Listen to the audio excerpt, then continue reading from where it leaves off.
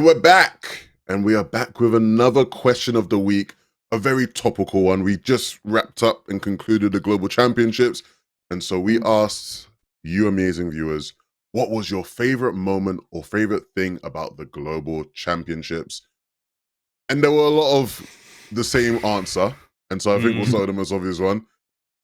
My favorite thing about the Global Championships, all of the Peterbot clutches. Too many of them. Yeah. He's just too good. We'll get onto it, but he's just too good. It's crazy how good he is for a cheater. It's nuts, man. Yeah. Dude, did you always have the same people theorizing the whole time? Like, someone paid Blast to install a DMA into the PCs, man. There's just no other way. Like, same thing with Chap and Tini. Like, they had to have. No, he had a Bluetooth cheat in his mouse, which connected to the PC. Like, that's the only way. Even though it was checked. Checked. I'm pretty sure someone said there was a guy specifically standing behind him, like, most of the time. I didn't notice it was only? I'm pretty sure it was just a fan. He had that much aura. He had fans. He was just standing around him whilst playing. Yeah, we need someone to come down to Peterbot real quick. He's just doing it. You're not like, what is he doing? There's no way. Yeah. I'll do, Levin, you said there was one main answer, but I think the actual most common answer, I'll say this so that Levin doesn't have to talk to himself. Say the thing. Hype himself up. Okay. When asked, what was your favorite thing from Global Championships? So many people had to say 11-2K. They just said 11-2K. The hype speech going into game 12, mate. I was sitting here in my room doing a little viewing party, and I was getting hyped. The chat was hyped. There was W spammed everywhere. We were going crazy. I think, if we're going to rate last year's 8.5 out of 10, I think you've elevated to like 9.3 out of 10 this year. I think so. Oh, wow. It was not even 9.5. Not even. No, I had to round it down. I had to round it down to give myself room to improve next year. That's there's always, you got to keep keep leveling it up, for sure. It was a lot of fun. My voice is wrecked, so if you're wondering why I'm more monotone than usual, that is. Was that off the dome or was that rehearsed? We came up with the idea for it. Well, the idea of me like walking off, like, taking the headset down and walking off. That was Zeke's idea from like ages ago. Like, he wanted me to do that for months. But what I actually said, I decided it on the day. And I switched a bit of it literally as I started, because I was like, for context, we prepared it obviously with the mentality of Peterbot and POLLO would have already won by game 12. After day one, we were like, they're going to win the whole thing. They're probably going to be done fight by game 10. So, like, how do we make the last game hype? So I had to, change some things literally last minute because it was actually close. That's funny. But yeah. I could just see you in the morning, like in front of the mirror practicing it, and then all your fucking neighbors sitting next to like, what is that fucking vibration coming from the other room? You're like, what's going on, man? 7 a.m. Yeah, so actually, the players don't actually get to hear it, right? Because they're on stage with noise cancelling. But like, I did it obviously during rehearsal, so the players like heard it, like the practice version of it during rehearsals, which was nice. Because a lot of them were like, yeah, I didn't get to hear it at Globals last year, but this time like, I saw you practice it, so. And I almost wrecked my voice in rehearsal, and I realized quickly I should just not do it properly in rehearsal and save it.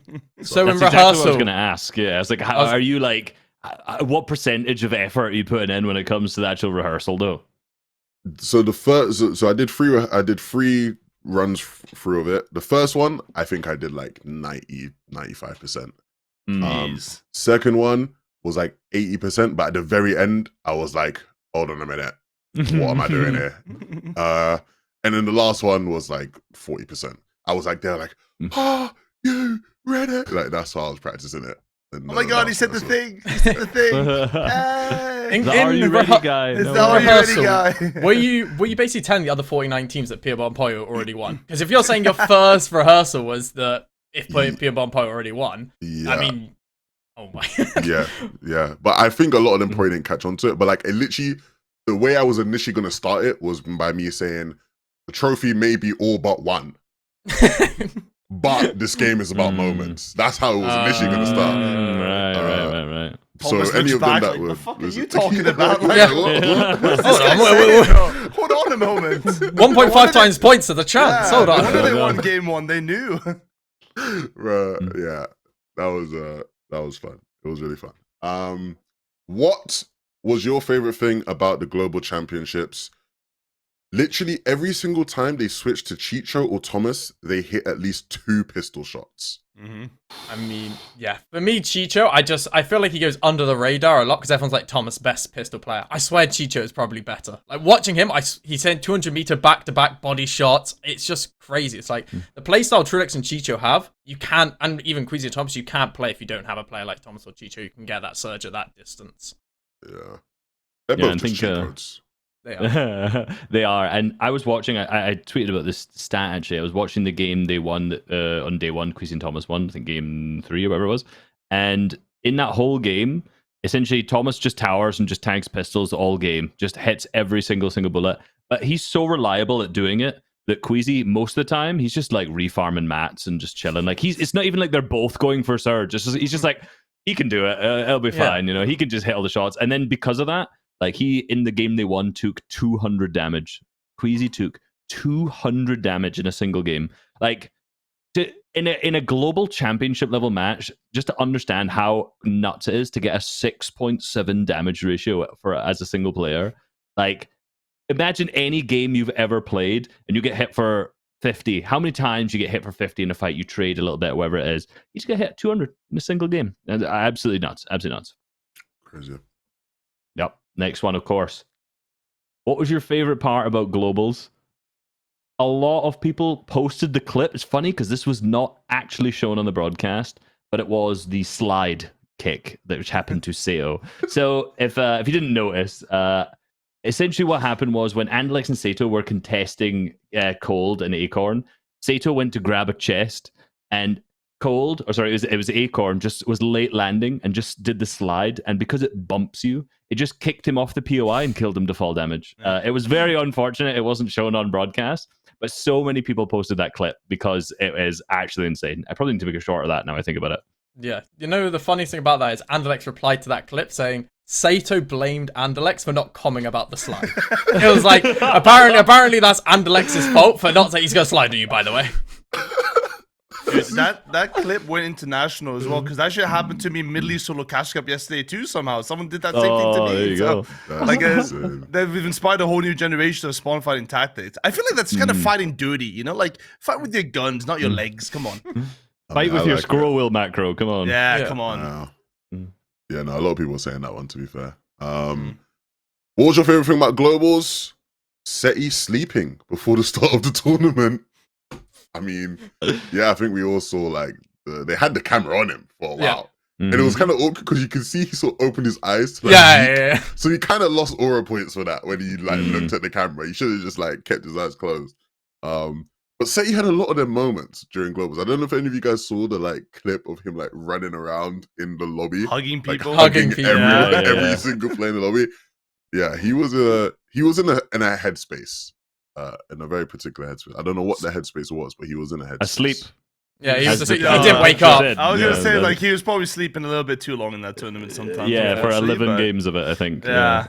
But, like, I mean, he had the hugging thing. He also built a massive cock in game number 5 of day number 1. I don't know if you saw that one, but pre-game lobby, you see Peterbot cranking 90s. You see other people aim trading. And Setty, the second he came into Spawn Island, he farmed mats, he ran to the exact spot, and he built a penis 7 layers high in the matter of 7.5 seconds. It was incredible. It was actually incredible. And he went back off it, looked up at his work, and then went off to warm up afterwards. So, you know, he was in a headspace. He was thinking about stuff. I don't know what stuff though. Well, that's a question. Speaking of impression farming, of course, what was your favorite moment at Global Championships? And that was Queasy baiting out the entire of the broadcast team to pretend he was landing Raft in the final game by marking it on the map. Now, one thing I thought was really, really funny here was I had a particular moment about this on my stream as we were doing this, because as I was streaming, okay. Apparently, no. Everything died. You cut out for us because Discord just died there for a sec. I'm hoping the recording heard you fine. Though. Yeah. So we'll see. Fingers crossed that I will still be heard. My Discord's actually having some problems. I think maybe it's me. We'll see. But what part did you hear there? What part did you hear? I realized what you said. I'm guessing you said like the whole. I'll answer again just to make sure. Like 10 seconds. We'll Start from the start. Let's go from the start just to Start. make sure that everyone catches it. But the question of the day, the favorite part about this here was Queasy baiting that he was landing on Raft in game number 12. Oh, yeah. Now, I had a particular moment about this on stream, which was very funny because someone messaged it saying, "Oh my God, someone in Aussie was saying that he's marked Raft last game." And I immediately just said, "I bet that's just bait for, as a joke." And then as it happened, there was the clip that came up and it was hilarious. And then I went over to Aussie's stream and Aussie's literally like, I fell for it in the moment. It's like, that's too good. Yeah. I loved how they showed the audio of him saying let's just like bait him, Go ahead. Yeah, I was gonna say this is why we need like voice comms during grands and stuff like that. Like I feel like you get so many good moments. Apart from when you have to mute out a few swear words, and it's basically you can't hear their comms. But the rest of it, you get moments like that which are just so funny. Like that was actually I fell for it as well, to be honest. I saw him mark and I was like, it's time, it's happening. Because it made sense, Yeah. You're 40 points behind, second place is secured. It made sense, but You just know Queasy's the type of guy to go afterwards into everyone's viewing party streams VOD and be like, okay, let's see how they react. Like you just know he's the type of cheeky person to kind of do that. So yeah, it's good that broadcast doesn't take itself like too seriously in that sense. Like shows that little bit of fun part in it. It's good.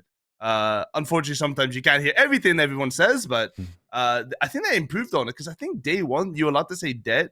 They weren't allowed to say dead, and then day 2, all of a sudden they said dead. So something changed. Yeah, it's weird. There's like a bunch of weird guidelines with stuff. Like players, like you see like how everyone knows that on the broadcast that you're not allowed to say like kill and shit like that. But like players are like allowed to say certain things that you typically wouldn't expect you're not allowed to say on the broadcast. But as a whole, story for another day. Last one before we get on to talking about, because there's so many things. This whole podcast is going to be us talking about moments from Globals that we love. But the last one that I'll mention here is my favorite thing from Globals was the guy wearing the Peely costume all day. That was a real throwback to like OG Fortnite events. Remember when like everyone was just like dressed up in like mad cosplays and shit? Doing dances, emoting. Yeah. Like I remember hating it back then, and I think I still do hate it to some degree. But it was cool to see that one guy doing it. It was like, hey, that's a blast from the past, Shout out to that guy. Dude, that guy sent me a DM like 2 weeks. He's like, yo, do you know if I can bring my Peely costume into FNCS? All of the employees are not answering my questions. So apparently, I don't think he was actually allowed to wear that. But someone said that he had to he put it in his backpack and then wore it afterwards. Because there was another guy, obviously Conanize, if you didn't know Conanize. He's a very, very big member of the community, very, very generous to everybody. He had a whole ass Dignitas mascot costume that he got made specifically for the LAN, and I think he paid $5,000 to have it made and sent to his hotel room, just for him to show up and them to say, yeah, you can't come in with that costume, unfortunately. So I don't think you're allowed to actually wear it, but it was cool to see just a random Peely just chilling in the crowd. No, shout out to Peely. We love Peely. Shout out to Kunnize for losing 5k on a costume. Unlucky, unfortunately. Probably not the worst 5k he spent. Let's be honest. You know what? Definitely. He's gift subs to you, so yeah, exactly. Yeah, what a waste. That's definitely not the worst 5k he spent. Definitely not. Well, welcome back to another episode of the FNtasia podcast, episode 22. It is going to be a long one because there's so much to talk about as it pertains to the global championships. Of course, it's good to have all the boys here. Hope you all had a good viewing experience watching. I know Reese was streaming, getting in his boot bag. Boot was in his boot bag, streaming as always. Harry was stressing and watching his team. I was stressing. Probably the less I said, the better. I mean, it's funny because I know you and I know some of the things you worked on with them, and I saw them doing the opposite in some games, and I went, I can't imagine Harry's a happy boy right now. But yeah, either way, big ups to everybody who has been showing love to the channel.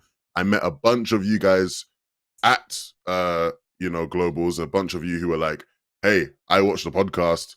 I'm a big fan of FNtasia.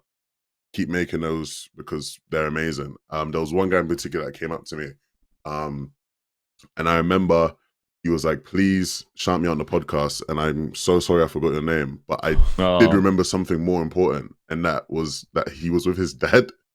his dad was like, I don't know how to spell Fortnite, but yeah, I'm here and I'm enjoying it. So Amazing. your dad gets a shout out, you don't, but appreciate you. Shout out to Tim. There you go. Yeah. There's gonna be you one might have Tim. got it. There's might have gonna got be it. at least one. There's gonna be at least one. Yeah, you might have got it. We're gonna read some comments again from last episode, of course. It's funny because a lot of the comments are relating to predictions about globals now, right? Which, seeing how a lot of them have panned out, is great. But some of the Spotify ones, so many of you guys commented on Spotify, by the way, like the most we've had on Spotify ever.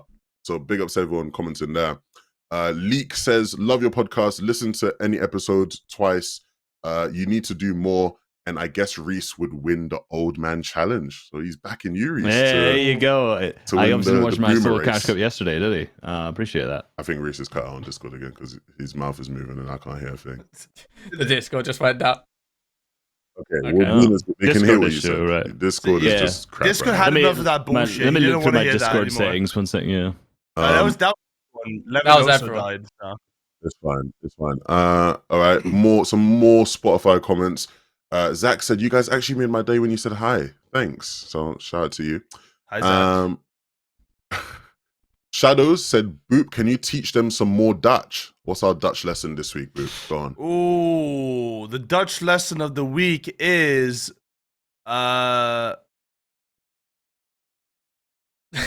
You're going through the swear words in your head right now. Which one can you say? I'm trying to see how my mind went to something incredibly explicit immediately, so that wasn't the right move. Go. How do you say go height, don't die? Yeah. That's how you should. Ga hoog. Let's go up. But like horrible language. Ga hoog niet doodgaan. There you go. Ga hoog niet doodgaan. Everyone together. Ga groot niet doodgaan. There you go. Yeah. I am sorry for all your ears having to listen to that. It's also horrible Dutch, by the way. There's no translation for go height. But there you go. Oh, okay. A couple to the more throat goats. Spotify comments before we read some YouTube ones. T-Shack said, always with the Bugha hate, making me sick. Never gonna change. And Where did he place? Just Yeah. curious. all right, guys, come on. Anyway, yeah. World Cup was a fluke. No, just kidding. Well, look, World Cup. Bugha's land placements have been getting better every year since World Cup. Yeah. Since World Cup. 2042. Bugha win. Here we go. Yeah, it's coming. It is on coming. point, yeah. Teddy Moss said W podcast. So shout out to you, Teddy. Any YouTube ones, Reese? We have Anyone tons. on Same YouTube? thing. You know, we inspired a lot of YouTube comments by asking, literally. So same thing goes for this week. If you guys, we read out your comments next week. Someone of Worty, by the way, said, I don't normally like video game podcast, but I love this podcast and watch every episode. So there you go. Thank you. Shout out to you. Brightonly said top 5 Elim prediction in no order. Number 1 was Peterbot. So that was valid. So you got That was one valid. right. Yeah, you got Number that 2, one right. POLLO, which was not in the top 5. It goes a little downhill from there because they said Cal Gamer in 3rd, unfortunately. Then Swizzy and Vico. So not the worst. I can't remember where Swizzy came, but I think Vico was in the top 5 as well. So 2 of 5. I think Cal Gamer was in there. Cal as well. Gamer was, Vico wasn't. Cal Gamer was. Vico wasn't. Yeah. Was he? Swizzy wasn't. He's just okay. hating on Middle East instantly. Middle East. without even- I just pure the hatred is in my soul. I apologize. Yeah. Brightonly, yours was much better than me. Much better than mine, of course. Perfect. 3 hours we feasting before globals, of course. Just wait until this podcast. I'm sure you'll manage to replicate that as well. And there's a lot of other ones which were also just prediction based. People saying, for example, we're going to see Peterbot be conned off spawn, which did not age well. Yeah.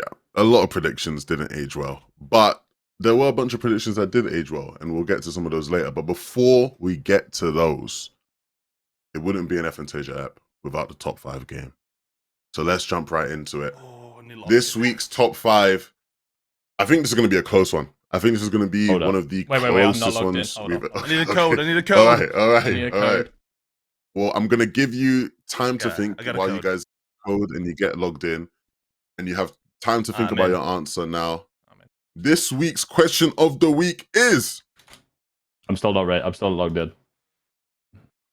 Hold on. Reese You got is to build a- attention more. Build attention, build up. Are you ready? Is this moments? You got to pay me to say that nowadays. This A lot, week's top yeah. 5 is one a lot of you should do very well in. So it's going to come down, I think, to getting it in the right order and getting people in the right order, which may prove a bit more difficult. Be sure to play along at home as well. And I can reveal this week's question of the week for the top 5 game is: who had the most eliminations at the Global Championships? Which 5 players in order had the most eliminations? Oh. You don't have very long to I answer. know so the top 3, but I don't know getting anyone in. else. I feel like I know all top 5. Well, you I better saw a get tweet 'em. yesterday, like this I morning literally about saw the it, too. tweet Yeah. yesterday. I know you all saw the tweet, which is why this makes it even sweeter. And I want to see them hands. I don't want nobody searching up as well answers. No cheating here.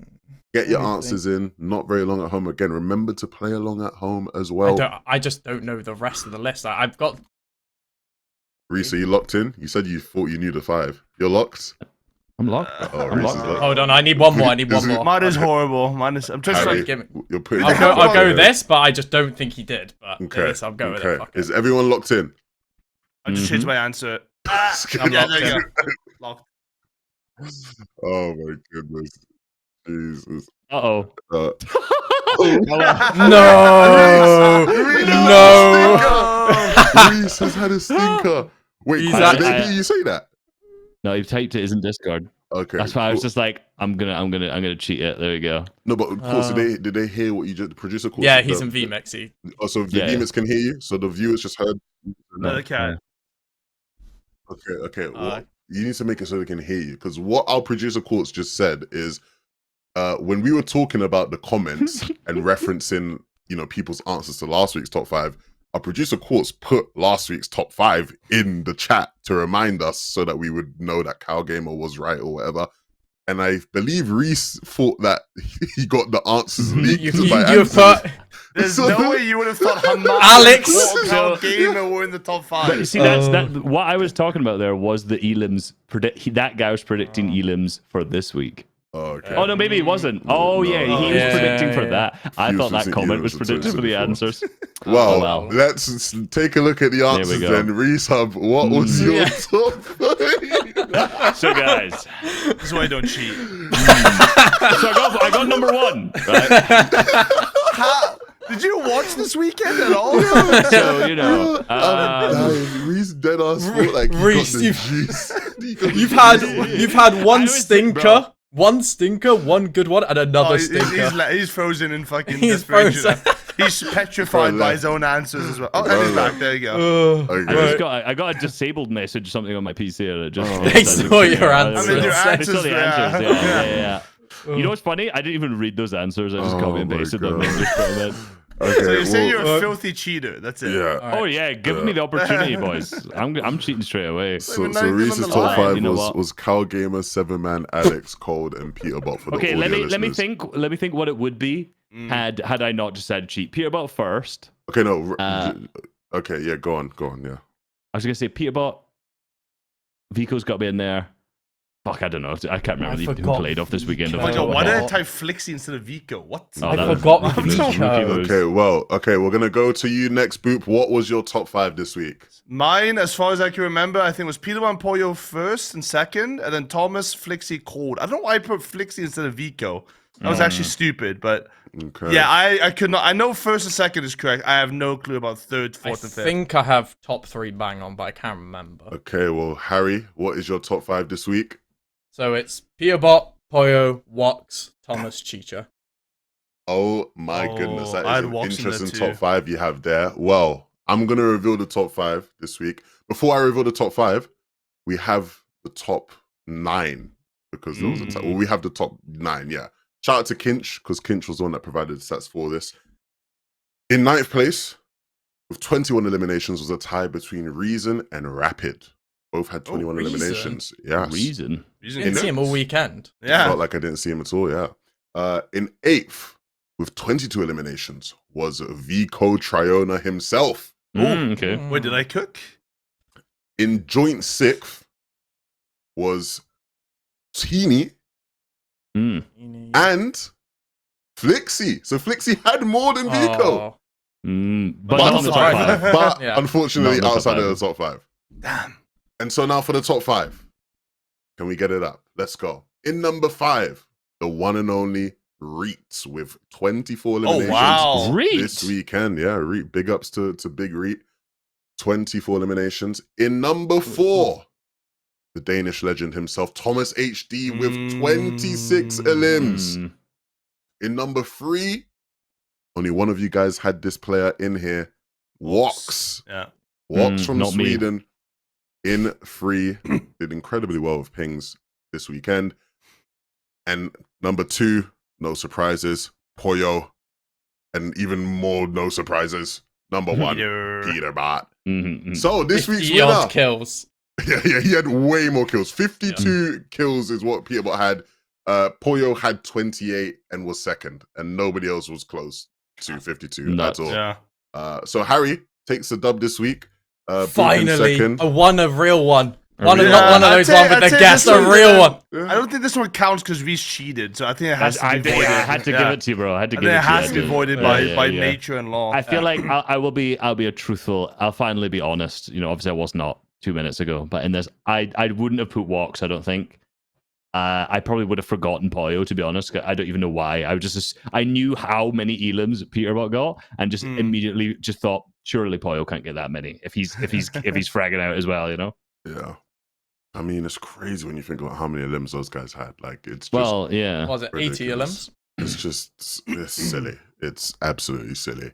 And I guess we're gonna just jump right in and talking about it. Everybody knows it's the story everyone's talking about. Peterbot and Poyo win the global championships in dominating fashion, topping the leaderboard. 5 wins out of 12 on LAN. I believe it might have been Kinch as well who posted like their stats like breakdown from the weekend and compared it to their Major 2 win, which many people consider the most dominating win of all time. And when you actually look at the stats side by side, the stats are better for this. So this, you could argue, in many ways, was the most dominating performance in a Fortnite tournament we've ever seen, and they did it on LAN at the Global Championships, the biggest stakes. What did everyone make of Peterbot and Poyo this weekend? I mean, what can you say? Like, I think the whole dominating, obviously because Queasy and Thomas were so close throughout, made it less dominating, even though they ended 200 points ahead. But the actual performances, the solo clutches, the amount of games they were, I wouldn't say scuffed, but below or close to below Surge, and they're still just clutching up games. I mean, if you have time, anyone has time, just go back and watch their games. It's insane to watch. Like, the individual skill they have is, I mean, it's something we haven't seen in a duo ever. I'm going to say the thing that I say every season, but they underperformed in some aspects, but then, again, I said, the meme is there, but it's actually true. They underperformed in some aspects, but Peterbot is so fucking good that he overperformed to cover that underperformance, if that makes sense, right? For comparison, Peterbot and Poyo were never, ever, from what I remember from the Grim Gate season, the seasons before that, like, ever in trouble for Surge, but there was various moments where you're like, holy shit, Peterbot and Poyo dead. Oh my god, Peterbot and Poyo below Surge, you know? Like, for them, as their status, there wasn't a perfect tournament, but because of the individual skill of Peterbot in some of the solo clutches, it was incredible. Let me take this. One more thing before you counteract, right? Yeah. We have Forecast Tower, Wrath Medallion, AR, that's the most broken AR, plus every single island for free, versus Queasy and Thomas that are landing at Research fucking Rock. It should have never been that close in day 2. That's my thing. I'm not saying I'm not saying it's like they're bad, but I'm saying, wow, they like it shouldn't have been that close considering what they had. Yeah, that was what I would consider a fucking awful take. So day 1, right? Let me for the people who didn't watch or haven't gone through and watched their gameplay first, I need to explain it and how it worked, and then that'll make sense why this opinion is so bad. So to start with, day 1. Well, I've ordered every win, right? So when I walked through, and day 1, before any of the underperforming really happened, for the most part, there were some milks, quote unquote, and some not. But essentially, they go land raft, they get the coin, the AR off spawn, as we mentioned. No one touches them for it. they've got aura. We get it. They go to forecast. No one's there for it because Clix and Veno are slow off spawn. If they're on con, would they've gone for it? Maybe. Who knows? They get bunker on spawn, on con, which is another part. Then they get island on con almost every game. And because they have all of this on con, they have forecast, they have island, they can fizz pad into 7th zone. They can skip all these rotates, assuming they have surge early, right? So like that's their perfect game plan. Is essentially like skipping all these mid-game rotates, getting into a good spot. Where like the difficulties in this is that they are uncon everywhere. So in order to get like this insane power level that they have of all of these different mid-game objectives, all the early game objectives too, everyone's just leaving them. They're just running away. Like the amount of opportunities they actually get for surge is so unbelievably minimal because of this. So you're taking a risk on, do I want to have literally Thanos carrying everything? I have all of the best stuff. I have all the best loot. I have it from every option. And I just have less opportunities to go for like surge tags. Or do I give up like a free bunker and a free island, which skips 2 whole rotates because no one's going up there for it at all in the first days? And it's like that game plan is inherently just going to leave you with some less opportunities to get tags and less damage. And you have to make the most of those. And like the teams around them, basically then you have to like, do I just key someone? And the game plan works so well on day 1, but on day 2, when some of the bunkers didn't spawn and they weren't getting island on con every single game, then on day 2, it's like that slightly throws off a lot of their game plan coming into like those free rotations with a fizz pad from island and some of the other time, like so that's why they end up like super scuffed in some of the games on day 2. And then also it's just like if no one's fighting you for any of those, it's just like, who am I shooting here? Everyone knows where we are. They can see us on the map. They're just running. It's like, you know, they know we are literally Thanos, and people are not going to let us like double key them or keep close to them at all. So it's like, I agree in a sense where you could say they milked technically, but it's like their game plan was to get everything, have everything, and that allowed other teams just to like keep away from them essentially because of that. Too much aura. So that's why I don't think that's a good opinion. There you go. What do you think, Levin? I think Reese put it perfectly. I find it hard, Boop, to hear out your whole underperformance gimmick when you didn't even predict them to win. You didn't even predict them to top 3. Well, but that's literally because what happened on spawn didn't actually happen on spawn, right? Like there was meant to be another team there. You know, we didn't even know that an OC team was going to land on Clix and Veno either. Right before that, actually, I think that was after that. But you know, a lot of things went differently. But like, okay, yes, Peterbot and POLLO were the absolute best team there. But when I say underperformance, it's like how do I say this? Like, you're never gonna agree with me because I get what you're trying to say, but I think you're phrasing it too harshly. It's just I'm not bringing them down. Like it was literally the best single performance we've ever seen in a tournament. I'd say this probably was better than the Grim Gate tournament in terms of how they played and everything was well, but.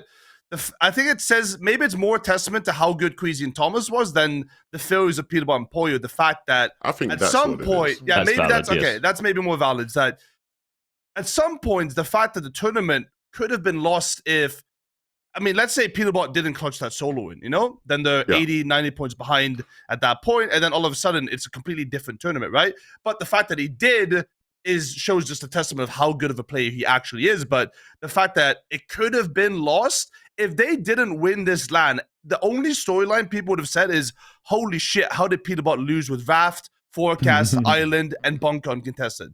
That would have been the only storyline. So why not flip that narrative and be like, well, the fact that it was that close meant, you know, there were some aspects of the gameplay where, hey, it was close, but the individual ability of Peterbot and POLLO was so fucking good that the mistakes that they made were just overwhelmed by incredible skill level and ice cold nerves. Okay, so yeah, so I get what you're saying. I think it's like their game plan itself wasn't ironclad as like Reese so kindly broke down. Like the actual game plan of it, there was a weakness there of like they have too much aura, so now they're gonna struggle for surge a bit, right? Mm-hmm. But like you then highlighted, their individual brilliance and ability makes it so that you know, like they can get out of those situations, which is what makes them such a good team. I didn't say to that, like when you explain there, like I hear it's part of why when people are making a comparison between the performances, right? Like I started off the segment by saying, like, when you look at the stats, you could argue this performance was better. It's why I struggle still to say that it was more. I don't think it was more dominating than the Grimgate one, because the Grimgate one, Major 2, like the whole tournament. I know Reet and Ritual were doing their thing, whatever, but like the whole tournament was theirs. Like they were. You know what I mean? Like there was never a moment where you felt like they actually could lose it, for me at least in Major 2. Whereas again, when they've done it those first 2 games on day 2 and like Queasy and Thomas are actually in first place for a bit, you're like, oh wait, this could actually slip out of their hands. So I do hear that part of it. But I don't think I'd word it as underperformed. But I'm just taking the meme from the last 2 FNCSs I've been taking. Yeah. No, I get you. I think the biggest thing I want to talk about, like, for them is this game 11 right here, this Peterbot solo clutch. To me, this is the craziest thing ever, because if they die to Surge, when they were below Surge, we saw an island, and below Surge in 50-50 zone, and then Queasy and Thomas end up winning this game, right, because they're on height, that is at 170 point swing. Because Peterbot and POLLO got 150 points this game, plus the extra 20 points Thomas and Queasy would have got. Well, that means Thomas and Queasy going into last game are 130 points ahead. Yeah. Which is insane how much this game mattered. Like, then Thomas and Queasy might have played differently in the next game. Peterbot and POLLO obviously have to catch up. They would have to have won last game. Like, it's crazy how much this solo clutch matters, and this is why I think you also said, Boop, on your stream, this is the best solo clutch of all time. Yeah. This is the single best solo clutch. With the stakes, with everything involved, this is the single best solo clutch I think we'll ever see. Because, 100%. As I just said, like, he doesn't solo clutch this game, they're 130 points behind going into last game. Did anybody look at, like, Thomas's mats when he dropped down? Did he have mats when he dropped? Oh, so I watched that back. Queasy they killed the team, obviously, they sprayed the team down, right? And they killed them in the air. The mats were falling down. Thomas had 0 builds, Queasy had 1. Okay. But he dropped down because he didn't see Peterbot and Storm. He just saw Bugha, down low. So he probably thought one was healing off and it was just Bugha on low, because the tarps are like right next to each other. Yeah. So he thought he came out of one tarp, went into another, and it was just that solo. So he drops down, gets cracked, and then as he dies, Queasy gets the mats from falling down and has 15 builds. Dude, that makes it a lot worse, because like if you just only watch the broadcast, you look at Thomas dropping down, you're like, why did he drop down? Because it was like, it looked like a guaranteed win, but like with the context behind it, it makes sense. He has to drop down in the situation. One last thing I'll say about the thing that I just said is like the thing that people will say is like Peterbot and POLLO won by how many points did they win by? 150, 200 points, whatever. 209. Yeah, so that number is obviously a little bit inflated as well, because like last game, Thomas and Queasy, like they were in like a do or die mentality, right? They knew the point gap, they knew they had to do it. When they were below Surge with like with 80 build, they just said, "Fuck it, we're just jumping in the box." But they could have just as easy maybe not jumped in the box, played a little bit safer, and then the gap might have been a little bit different. So like point gap doesn't always tell the whole context of the entire tournament, but I mean. This is this is just an incredible solo clutch. I think this is one of those situations where, like you said, the point gap doesn't tell the whole story, but you just had to watch it to understand, you know. And I think when you watch it, especially the Peterbot clutches, you get to the point where you're just like, this is the best thing I've never seen Fortnite being played by an individual at this level. Never. And here's the thing, right? On that note, on that very important note, actually, because what I was doing was essentially after day 1, the next morning, so before the day 2 games, I watched all the wins, and I was, VOD for the video. I'm doing my extra channel, right? Just literally watch every single game win.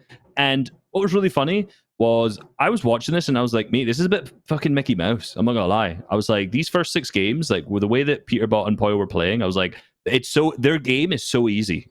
It's literally like with everything gifted to them, it was just, there wasn't really anything impressive that they were doing. They just had a good, solid game plan. They had pretty much everything gifted to them because of the aura, of course, as I mentioned earlier in their game plan. And at that point, when day 1 was over, and that's why I tweeted, I was like, how do you beat these guys on day 2? Because it's just, they seemed like super unstoppable.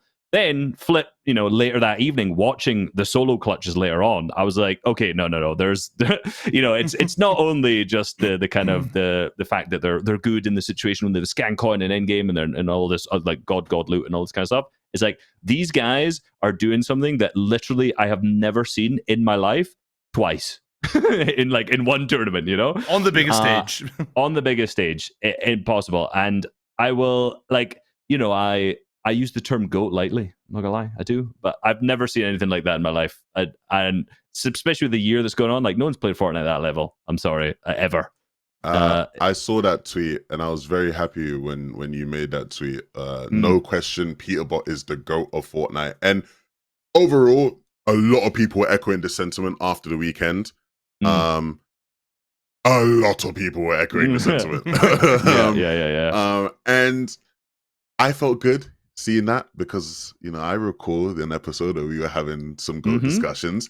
I remember explicitly giving the scenario of if somebody did what Peterbot's done just this year, but for 2 years, right, straight, if someone did that for 2 years straight, they would be in GOAT convos. And everybody was like, Levin, what are you on about? What are you talking about? Yeah. So in that conversation, you convinced me. That's the thing. You said, and I was like, no, you're right. Like even from the context of if someone does something at a level that we've never seen, like they have to be the greatest of all time, right? And at the minute we are seeing that. We have never seen a player play to this caliber, this consistently, every tournament, regardless of what. Especially we say player as well. Obviously, we're giving POLLO his respect too. It's a team, for sure. But it's also just Peterbot too. So. Given the credit to both where it's due, and that conversation, like in that broadcast, I was like, yeah, you're right. I think it's it does come down to more of that, and he's doing something that not any other player on this list who's ever potentially there is even close to capable of. One of the things that I've never done as like a viewing party was go to other people's streams after my own stream just to see their reaction, because after my stream was done, I finished at like 11 p.m. I was like, let me see how Ozzy reacted to that. Let me see how Pink reacted to that. Let me see how Mongraal reacted to that. I'm like, yep, they reacted exactly the same. And pretty much every single person was like, how the fuck do you stop that? After he does that, like, how do you stop this man? Like, if you're another pro in that lobby, you're just going to be like, you got to be demotivated almost. Like, it's like how can I be that? How can you even compete with that sort of level, that sort of confidence as well? It's insane. And the best spot is afterwards, he just stands up, looks at Queasy behind him. Because Queasy did that to him after the game 1 win, apparently. He stood up and looked at him. So Peter turned around this time, flexed on him, and then went back to sit down. That was unreal moment. The whole GOAT thing, if we want to go on to another 50-minute conversation, I think we probably should leave it there. We don't, but you don't. I'll just give my point. I don't think he's the GOAT yet. I still stand by my point that I still don't think. I've changed from having Tayson as my GOAT to probably Mirror. I went back and looked at his FNCS placements over the past, that 3-year period between Chapter 2 and Chapter 4. And I mean, it's actually insane. It's like 9 FNCSs, 7 top 3, 5 wins. It's like, that is a level which is unheard of, with a LAN win on top of that as well, right? But I will say, if Peterbot is this good in trios, when we get to trios, and he just has the same level of dominance, breaking records, everything, then of course. Like that, I'll say. But right now for me, I still just think I need, because if Peterbot just has like a bad year next year, then it's like, understandably, right? And then that's when the conversation would change, I think, to like, he reached a peak nobody reached, but maybe there wasn't that longevity there, right? But like, I'm glad now that we actually had, because obviously when we were having that conversation, right, it was like, oh, nobody's ever done it. So it's hard to like imagine what that is. Yeah, it's hard to feel what that would feel like. But and I'm glad now that we've had it, so you can almost get a feeling of like what I was trying to get across of, like, if we just have someone who is just clearly better than anything we've ever seen, far and away better than anything we've seen, and so far ahead, like. That's the thing as well. It's not like just like Peterbot is just like the best player, which he is, but it's like he's so far ahead of so many of the other pros who are considered the best player in the world. And when you hear that coming from like the mouths of some of the best players in the world as well, that's when, like, I remember having a conversation with Cami a couple of weeks ago, and Cami's literally like, I don't even understand how someone can be that far ahead. Yeah, and that's someone who people put in GOAT debates, having that like saying shit like that, So it's like, again, Peterbot, his individual level, I'm glad people are starting to like be like, hey, this guy is my GOAT. Because even if, again, I don't want us to actually get into the conversation with it yet. I'm sure we can do a whole pod on that at some point soon. But the level he's played at all year long, man, Jesus, what a player he is. I think one thing I really, really importantly want to add on to this, I want to actually do an aura analysis here, because I think this is an AA, yes. This is something and for good reason. It's not just dick sucking, right? Basically, if you think about the fact all year how good they've done in every single tournament, right? This isn't even just like an FNCS thing, right? This is like every qualifier for FNCS, every grands, they're full tryhard winning second, first or first. Every cash cup, every solo cash cup, like Peter's full tryhard to drop fucking third. Like it's every single tournament he is like doing nuts and whatever it is, essentially. Even like go to like EWC and shit too, and he's like a star player too in that era, right? And then kind of compare that to like, some of the guys on EU who, I think like maybe Thomas and Queasy is a good example where like, they did good in the first season and then, the motivation kind of dips. It's like, they're not, a lot of our EU top players aren't even like super, they don't even care about cash cups to start with, right? Whereas you have guys like Peterbot and POLLO who are grinding the fuck out of everything and like putting so much effort and intensity. And I wonder if they wouldn't have won had they not done that. And my theory there is that I wonder if the aura they have gained over all of this year of being unbeatable. Like imagine if all they did was care about grand finals. Like would they really, they maybe would have lost a bunch off spawn and maybe some cash cups and maybe into qualifiers, maybe not look so strong there. And then you go, well, maybe they are beatable. I saw them. They were shit in this cash cup, and maybe this qualifier, maybe this FNCS, they came fifth, and it wasn't first, wasn't a dominant. They're beatable. But I wonder if just because they've literally try-harded absolutely everything, they've dominated absolutely everything, if that gave them the respect to give all of these things uncontested. I think it all adds up. Yeah, it does all add up. There's a couple of points I want to add. That first thing about like, I feel like Eve's in a weird point, even though I'll talk about you in a second, but like we're in a transition where we have our sort of new talents coming up, Ping and Wox, we had Chap do well as well, but you still have the older players who are doing well, but they're not doing well in cash cups, right? The three players who have probably done the best in cash cups all year, or the three teams, I would say you would add Chap and Tini, you'd probably say Vico and Flix, and you'd probably play Swizzy and Vanya, right? And they were probably going into globals our top three teams, and we don't know how Swizzy and Vanya would have done, right? Right. True. But another thing I want to say, just because Pete and POLLO are the best doesn't mean NA's better than EU. I think that's guys. You also had a quality tweet. Yeah, your tweet was unreal. Yeah, Peterbot's better than EU, but EU's still better than NA. It's like if 5 out of the top 6 are EU. I think we we keep our reputation from that. It's one of those things where like naturally we will be accused of EU bias no matter what we say on this show. And there is definitely EU bias within us, amongst us here. That's no secret. But to act like this was like some embarrassment for EU, which I think some people were trying to do, is like a copper point. Yeah, like honestly, like that to me was really corny. Like EU versus NA banter is great. This has been a great year for EU versus NA discourse. Yeah.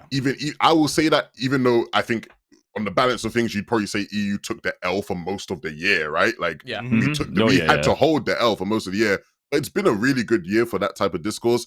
But after this globals, like some of the shit I was seeing was too cringe. It's like Harry said, Peterbot may be better than EU, but they're also better than NA. Like, I mean, like they're just much better than everyone. NA. Yeah, it's the rest of the world versus Peterbot. Where was this?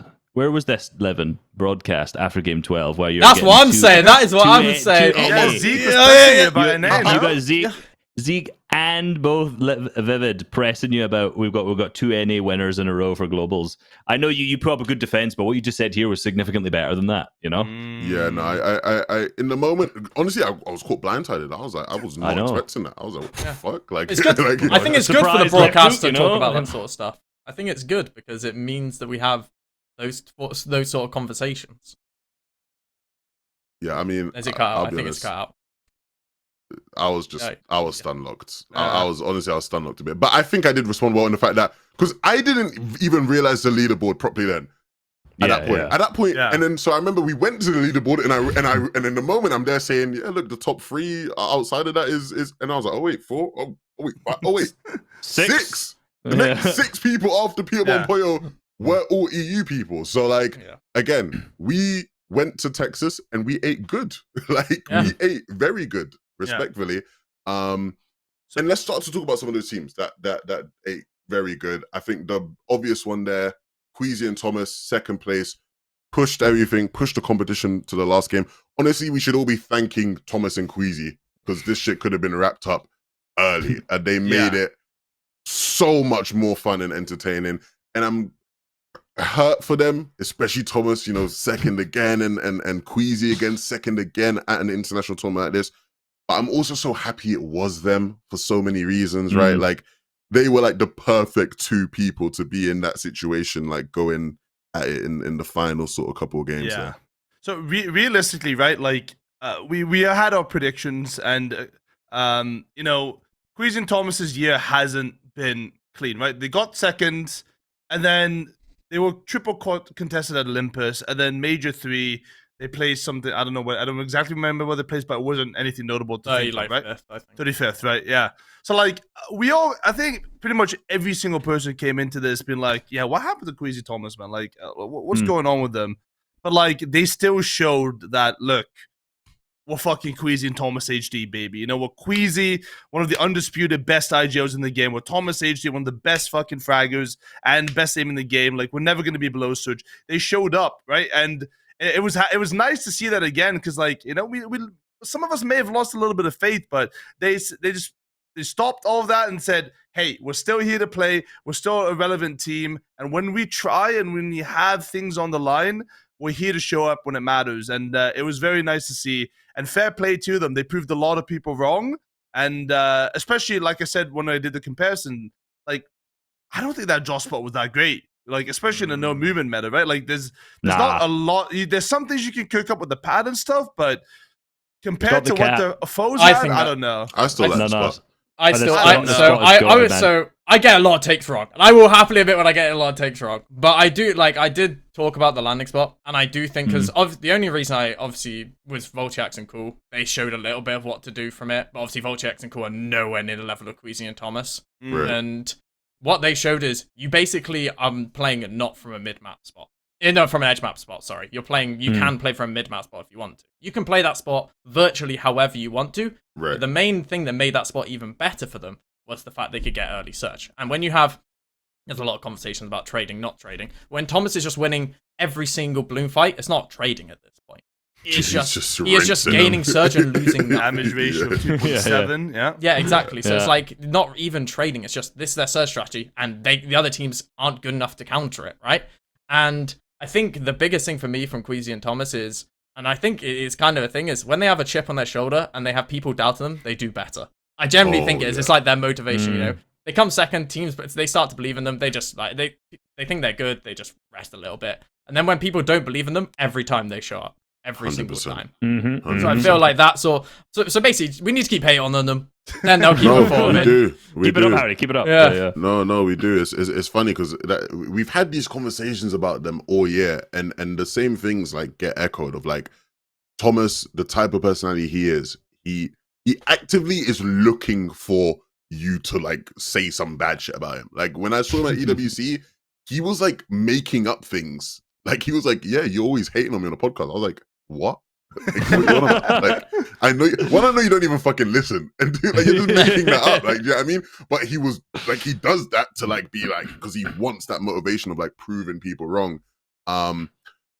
I could talk for hours about these guys. I know on like the broadcast, I was giving a lot of flowers to Queasy because this guy is just the best IG of all time. This was one of the biggest sort of ads for why we need more lands in Fortnite. Not just because of how amazing a tournament it is, but because there are so many players who really you can tell are at their best on LAN.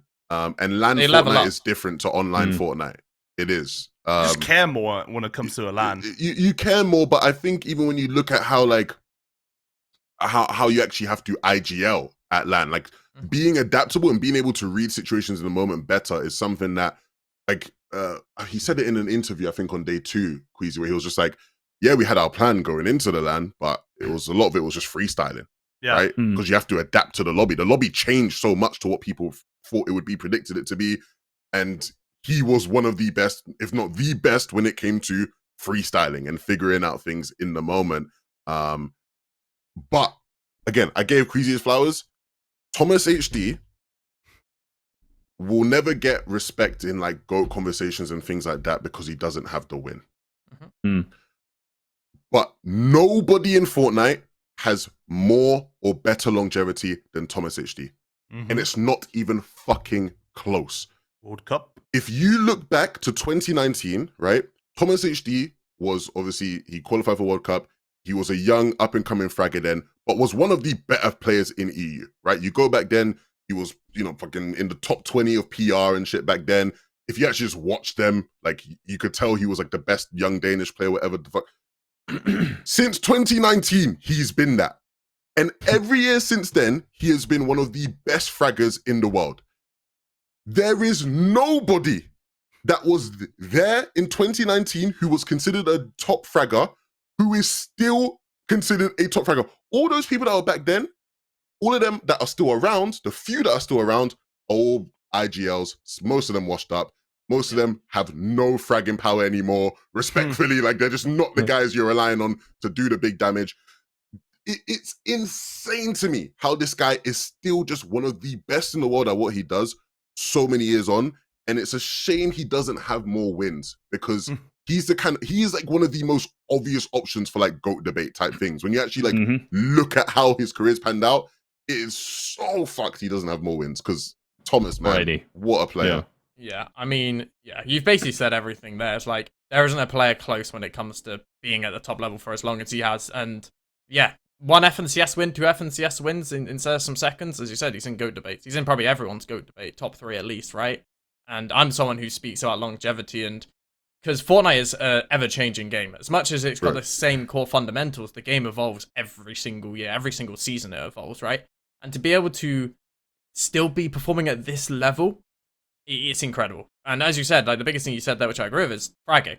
Like, most people you have, for example, I don't want to just hate on Bugha, but Bugha's the main one you think of someone back then. He's now the IGL, right? And it's not like, he can still hang, and obviously he's good at fighting, but it's like, Thomas is still one of the best fraggers on EU. He is one of the best when it comes to just finals lobbies. You wouldn't really want anyone else on your team, right? And it's just insane to see, honestly. You guys are making it sound like he's 55 years old the way you're talking. I mean, like, in Fortnite he is. In Fortnite terms, he is. Yeah, I mean, he's 22 years old. He's still 22, 21? 22-year-old fragger is very old. That is 55. Yeah. That's what I'm saying. But like you go and look at the list, like, because I went and did this because I was like, nah, surely there's like a couple around, right? You go and look at the 2019 like PR list, and you look at all those players that were there. And if you're around back then, you remember how people played. Of all the people that were fraggers, he's the only one that's still around that is still a top fragger. Guys like Bugha and others are still around. You wouldn't want them on your team for their fragging power or their firepower. Like, you want them for IGL experience, whatever.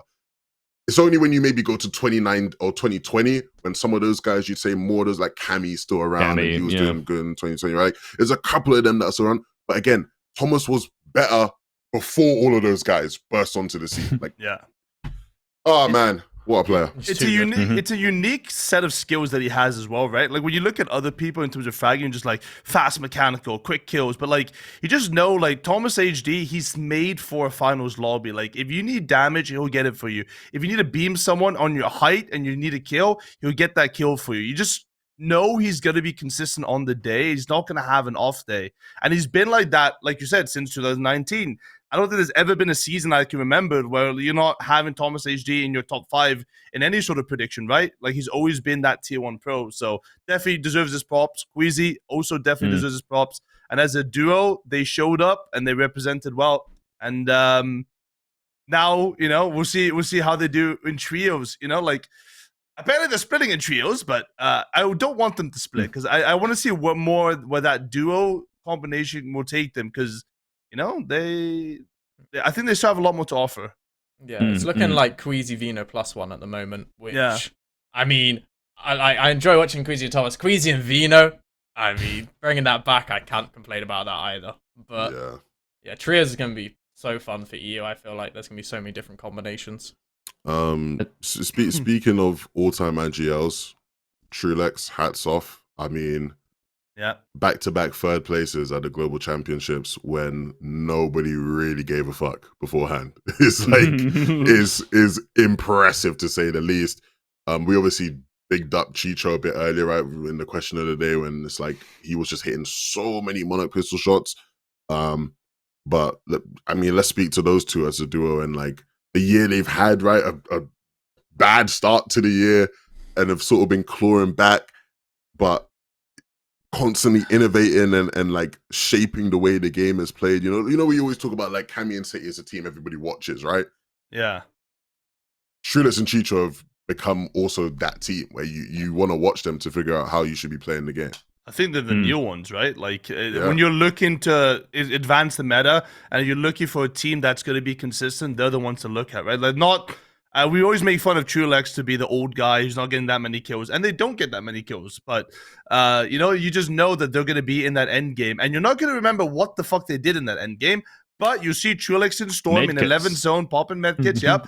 Funny enough, game 1, I think we saw him in Storm popping medkits. I was like, there he is, and they'll do well. I'm actually a little bit disappointed that I put them 5th on my own predictions because the whole year I was like, who's your underdog pick to win this globals? I'm like, Trulex and Chico, I think they could do it. And I was like, dude, how, Boop? How? Like, they're competing with all these fraggers, but like, top 3 again for Trulex and Chico, and people still don't remember their name. Half the people don't even know that Trulex won an FNCS. Like, oh, who's this guy? Like, he won an FNCS with Queasy back in... well, no. With Jerky. They did. Yeah, Jerky. Yeah, there you go. That's the point. Come on, man. Even Reese up I thought you were talking about the one that Swizzy won where they got fucking DQ'd and then Trulex and Chico went from 2nd to 1st. I was a 2-time FNCS winner. He's a 1.5-time winner. Nobody won that. The kids won that FNCS. The kids won that FNCS with the charity donation. So yeah, anyway. But like, Trulex and Chico, like, they're just going to be consistent. They're always going to be there. And it's actually funny. Like, we're talking about, like, okay, we had that E versus NA conversation Harry had, right? And it's just like, the consistent, if you look at the duos in EU that did well, you're not looking at them and be like, yeah, those are crazy fighting fraggers. Like, Vico got 4th. I think they underperformed there. I mean, I think that's valid to say. They could have done better. They could have done better a lot in certain aspects. But, like, the teams that are consistent are the one that you look at them and like, yeah, they're playing good Fortnite, you know? And then when you compare that to Peterbot and POLLO, you know, you're saying that, you're saying, yeah, they're playing good Fortnite, but these kids aren't fucking crack.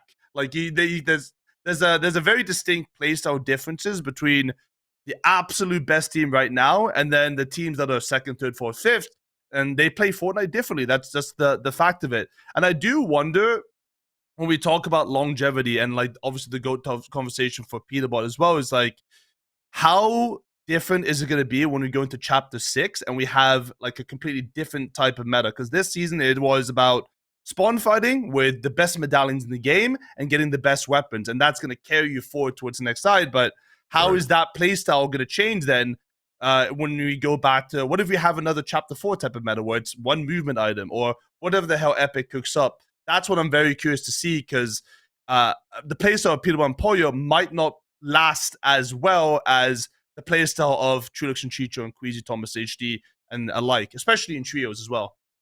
For sure. I want to say one thing about Trulex and Chico, and you kind of touched on it. They play Fortnite by the playbook. You know, they're not making these like sneak strats. They're not doing anything. They are literally just get position, get your surge, get another position, which is good for on a rotate point, get surge, and just do that. They made 12 out of 12 end games. You know, not even Peterbot and POLLO made 12 out of 12 end games. That, like, if you're making 12 out of 12 end games in a global setting, you've got the surge meta down. And they've been doing this since chapter 3 when they used to land Camp Cuddle. You know, they're not Camp Cuddle, when they used to, in that Camp Cuddle meta, chapter 3, season 1. And they made 12 out of 12 end games in that meta. And, you know, it's funny because I always remember that one. It's like they came 10th even though they made 12 end games in that grands. But the reason they did bad, their end games were bad. They fixed their end games by carrying 6 medkits. Yeah. It's like, it's the weirdest way to fix it. But, like, that's the biggest thing is every team's going to have a different playstyle. If Chico and Trulex know they struggle with refreshes, what's the problem with putting a band-aid over it? What's the problem with, like, just fixing it by not making it any better, but just figuring out a solution? Because they played height a couple of seasons, and that was a solution. Right. But now with the medkit change, the solution was, we're just going to carry a bunch of medkits and get top 5, top 10s consistently. I've always said, like, you have to optimize to your strengths. Do you know what I'm saying? Like, you have to. It's the reason why, even though we can all sit here and maybe say, like, Peterbot and POLLO's game plan wasn't ironclad and it wasn't the most foolproof, safe game plan, it's the best game plan for them and their skill set, right? So it's like being able to understand and like have those two things in isolation is good. To add on to what you and Boop have just said, Harry, I think it's great that we've seen the success of these teams on LAN, because I think we were getting very close to that point where everybody was going, well, yeah, let's just slap 2 fraggers together and get on with it, you know? Yeah. Whereas like this LAN showed, hey, all different styles and types of Fortnite can lead to success. It's about understanding what your strengths and your weaknesses are and building a game plan that optimizes for that. That is the way you will get to the best results. You can apply that at any level. At any level of Fortnite, that is how you have to be thinking if you want to like improve. And so, again, without getting too much into it, it'll be interesting to see, Boop, right? If next year Fortnite do something crazy and wacky with how the meta works and the game works, like, will they be able to cook a game plan that really like optimizes their strengths, Peterbot and POLLO, and be able to do what they did this year? Who knows, right? That's just all like guessing and theory crafting. But all in all, man, I was happy with the top of the leaderboard of EU as it pertains to EU. I was gonna say, I think the what we're all saying here is that, you know, your Fortnite skills go on a sliding scale that go from Trulex and Chico to Peterbot and POLLO.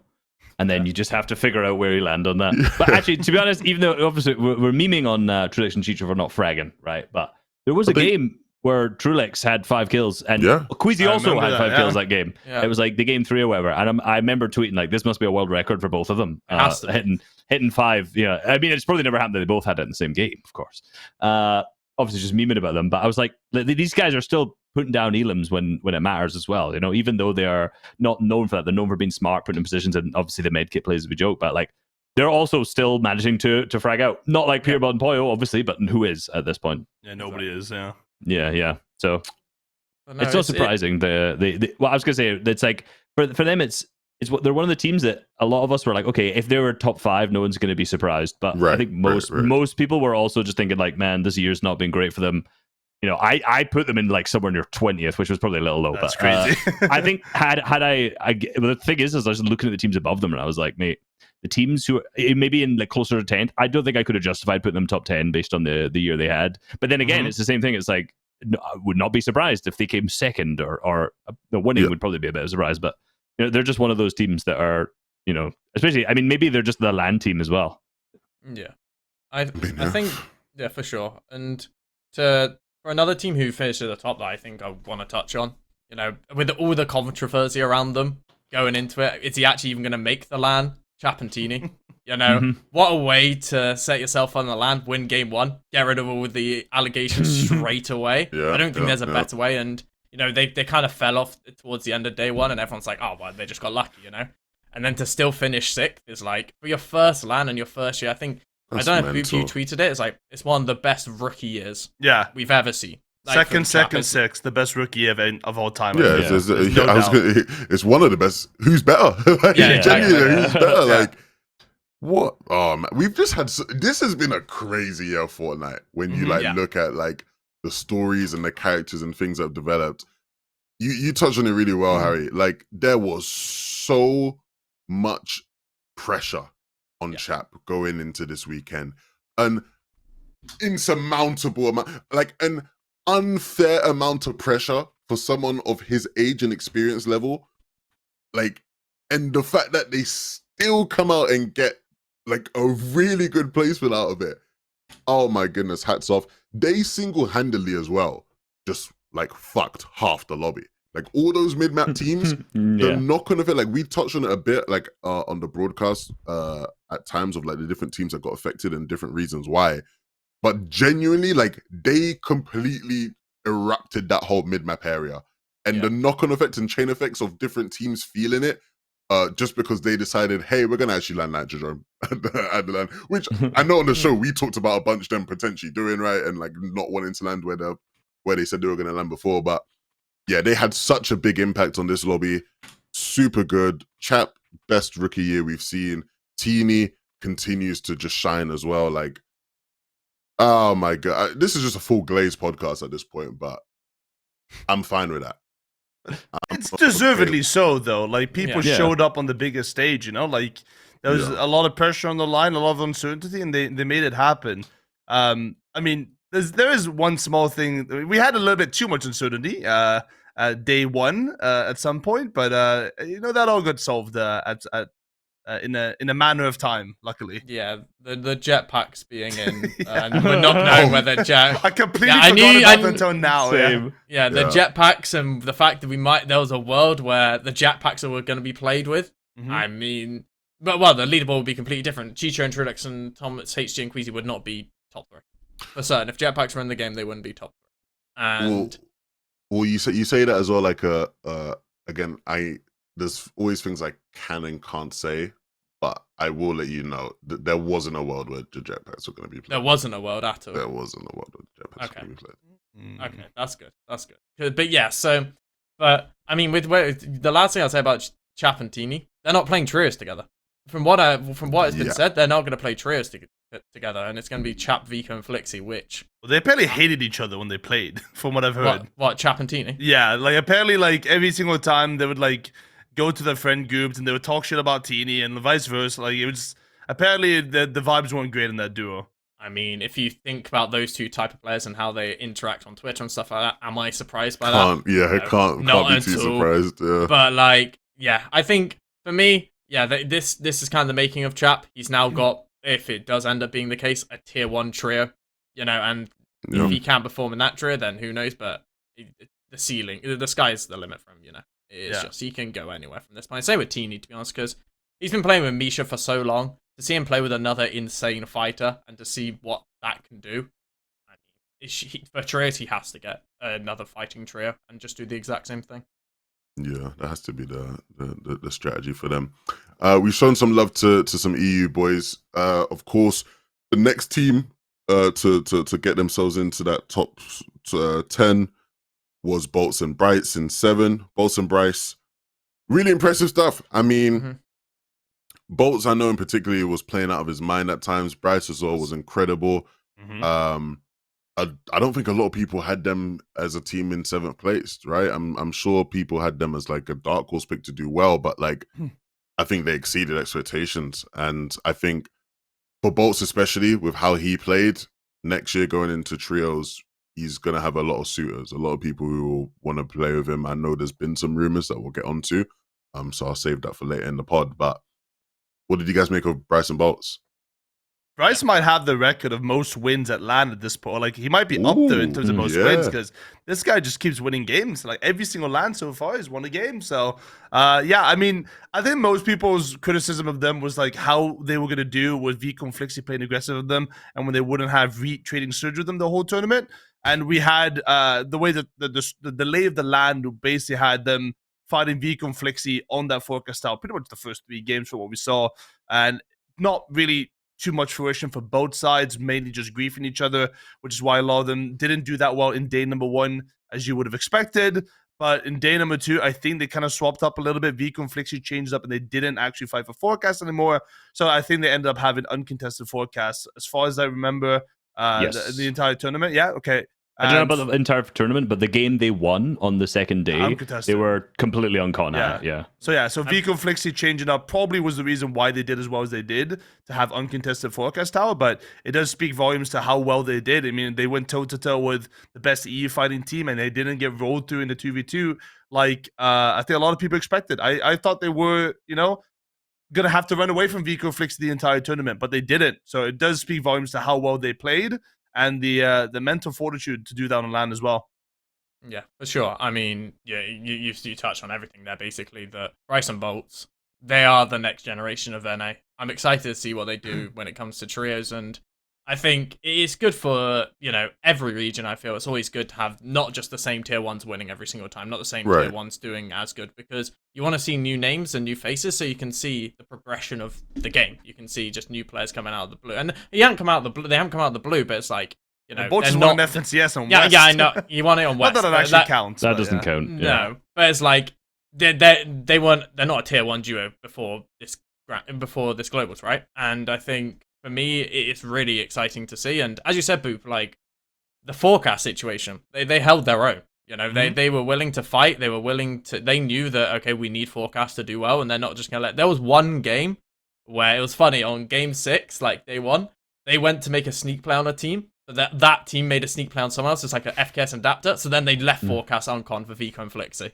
So that was like one of the games. But yeah, I mean, I was very impressed with them, and yeah, Bolts was going absolutely fucking ridiculous. He was going he was just so good individually, and I mean, to do it on LAN is just, yeah, I mean, it's incredible. So I'm excited to see what they do in trios and like where their stocks are, and that's always kind of the thing with players. It's like, what is your respect among other players? Like, as much as we rate them, do other players also rate them? Are they going to get good options? Like, it'll be interesting to see, to say the least.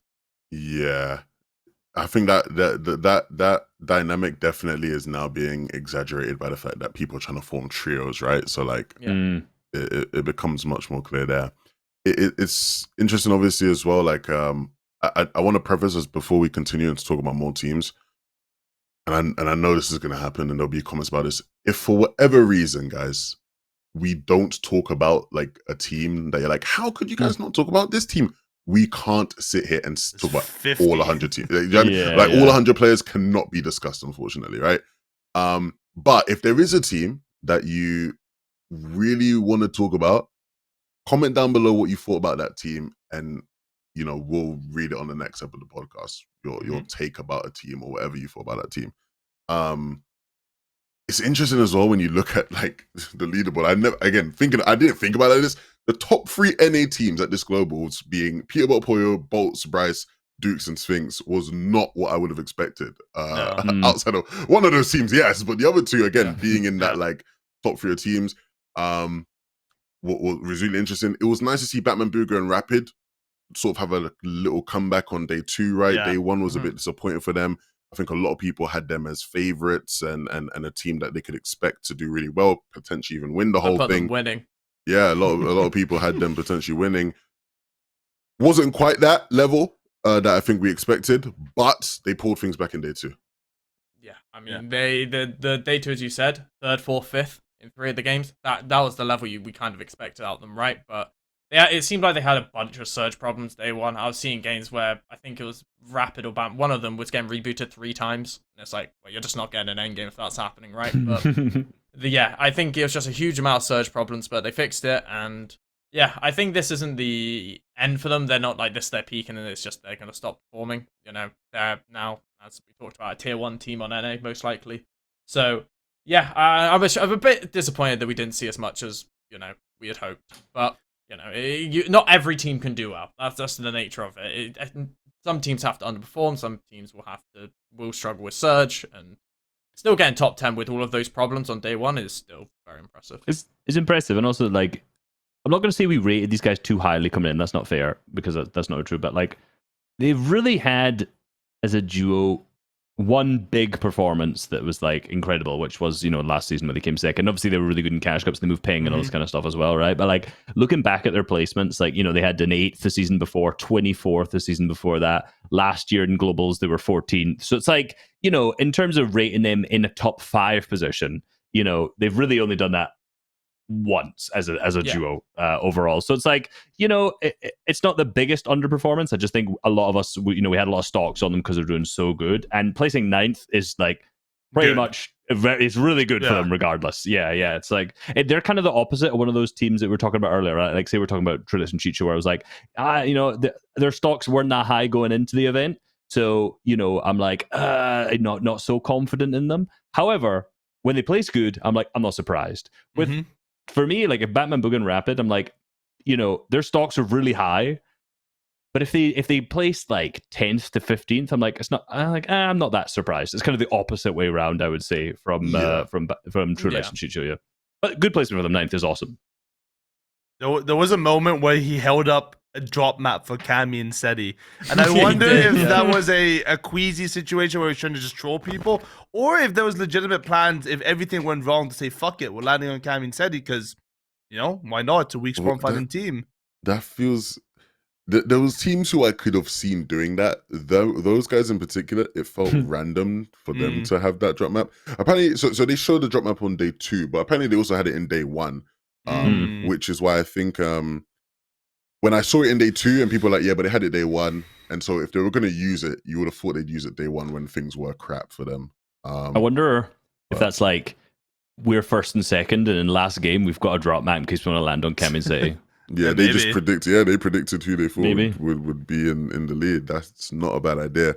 Not a great prediction. Not a great prediction No. at all. Not a great prediction at all. But trust me, I know about that. So, the last team to round out that top 10 before we start talking about maybe people below that I think deserves huge props. Yapko and Swizzy. Oh my, with everything that happened, everything that Swizzy's been through, not being able to play with Vanya at Disc Globals, having to pick up Yapko, who, you know, as much as Yapko is a good player in his own right and has had good experience on lands in the past, a different mode albeit, you didn't expect this team. I think most people didn't expect this team to be in the top 10, even sniffing at the top 10 at all. Outside of myself, of course. Outside of the one and only Peace Hub. I'm not saying that from like, you know, just to brag myself up. Although I am, obviously. Mainly, the reason I put them in 10th to start with as a prediction was watching the FNCS. I've said this multiple times, and this is probably really disrespectful to Putrick, but sorry. The FNCS that Swizzy and Putrick won before he started teaming up with Vanyak, like, you know, the damage stats were unreal. Like, Swizzy was far and above the best player in that FNCS, and I'm not going to say he carried an FNCS win entirely in EU, but it was pretty close. And I was like, okay, so you teamed him now up with Yapko, who's probably arguably better, had a bit more like experience in placements and stuff like that. And I'm like, okay, I can see, rather than winning in the land, I'm like, I see you going top 10 regardless. And yeah, the one thing I was actually surprised about here was how good Yapko was. I was expecting someone significantly worse. Yeah, not quite, but I was expecting him to not pull his weight anywhere near as much because I just thought like Swizzy's going to be doing most of the stuff here. But look at the games, like the elims were relatively average for a lot of them. The game that they won, Yapko was putting in a huge amount of work. His long range surge aim, truly insane, like actually nuts. There's just seen the amount of damage he racked up at mid game, and that was the game that Swizzy was able to 1v2 Peterbot and POLLO to finish, which on itself people are saying was like, oh my god, the choke from Peterbot and POLLO, but they just had no mats and no ammo, so it's like, and gatekeepers, they got to reload them. It is what it is. But yeah, like both players pulled their weight, and they actually looked like a super solid team all around. You know, they had some flaws obviously, but winning a game, coming top 10 with that kind of just makes me sad that it wasn't Swizzy and Vanyak. You know, it's that kind of thing where I go, what could have been? We saw Peterbot, POLLO, but like, would Swizzy and Vanyak have fought for the coin off spawn? I don't know if they really would have. It wouldn't make sense. I don't think so. But I think so, no. You know, would they really have given them a bigger run for their money? Maybe. Yeah, I think Swizzy talked about it a bit on Twitter. I think he got into an argument with someone in the replies, and it was basically just like, he's not happy with 10th place, and someone's like, look at the circumstances. 10th is really good, and he's like, well, I'm one of the best players in the world. 10th is, and not being able to show how good I actually am on land for back-to-back years when I'm in my prime. Yeah, it's just bullshit. It's like, to everyone else, it's like, well, just still be happy with 10th. But it's like, for Swizzy, we don't know how that feels. It's like, imagine if Peterbot couldn't play with POLLO and had to play with someone else who was like... With me, mate. Like, yeah. Well, hold on. You're saying Yapko's the same level as you. That's crazy. I was maybe a bit disrespectful to Swizzy there, saying that then the overall skill of the teams would balance out. The disparity in skill. Yeah. That's disrespectful to Swizzy, but yeah. Yeah, it's just, I think it sucks for Swizzy, but yeah, it's the best out of a bad situation, but we all just hope he can fucking show it on land and play with his actual teammate. You know, it's just... One time. We just want one time where we can play with actual teammates, and that's the least we can ask for it, right? It's like you can play with your own teammate. The thing is, like, Fortnite's such a game that, like, you know, we talk about longevity. It's like 2 years in a row, Swizzy's been screwed over, right? Like, if last land he couldn't make it, he lost an FNTasia's win as well. Like, he's been one of the most unlucky players, and like with how short careers are in this game, sometimes like it's understandable you're going to be pissed off because like how much more do you have in yourself, right? Like, to be that strong mentally when you feel like you're one of the best players in the world. So fair play to them. I don't think many people put them except for Reese. He's a prodigy. And honestly, Yapko stocks are up. Definitely. Especially in a moment now where, you know, there's a certain Polish trio potentially could be in forward, but apparently he wants to go back to Quanti. So I don't know what's... I think his stocks are up in NA. So... I was streaming today, and Byler said in the chat basically that from what he's heard, Yapko will only go to NA if he can't get good at EU Trio. So that's basically it. So it's like maybe Yapko's waiting for the Cami and Setty option, and then if that doesn't happen, Yeah, he's waiting for the call up, and if the call up doesn't happen, then he's probably back down here with Quanti. Because to be fair, him and Quanti, were 3 places off globals, 2 places off globals, something along those lines. It's like they still did well. So it's like his stocks are as high as they've been for a long period of time. Quanti seems like a fun person to play with as well. I can see a world where he's just like, yeah, I'd love to play with Quanti. It's good vibes. I think it's the perfect segue to Quanti and Gon coming 17th. There's one more team between them. Come on, man. Come on, man. You're gonna piss off all of them. Come on. Fine. Do we have to talk? Do we have to? I had them in first place. I don't. Well, not first place. After contested, but fine. Clix and Veno. What do we say? Well, we have to sort of talk about how rapidly things changed in between the last time we did this podcast and Global Championships, right? Going into Global Championships, they were uncontested at Snooty's Depths. Everything looked like it was set up for them to be one of the contenders to be in it for a chance to win the thing. They get to the Global Championships. Resigns and Damo, who landed at Snooty in OCE, muster up the courage to actually just start landing on Snooty and just contest Clix and Veno. And so all of a sudden, within 24 hours, they went for a contender to win to what the fuck are we going to do? We're contested.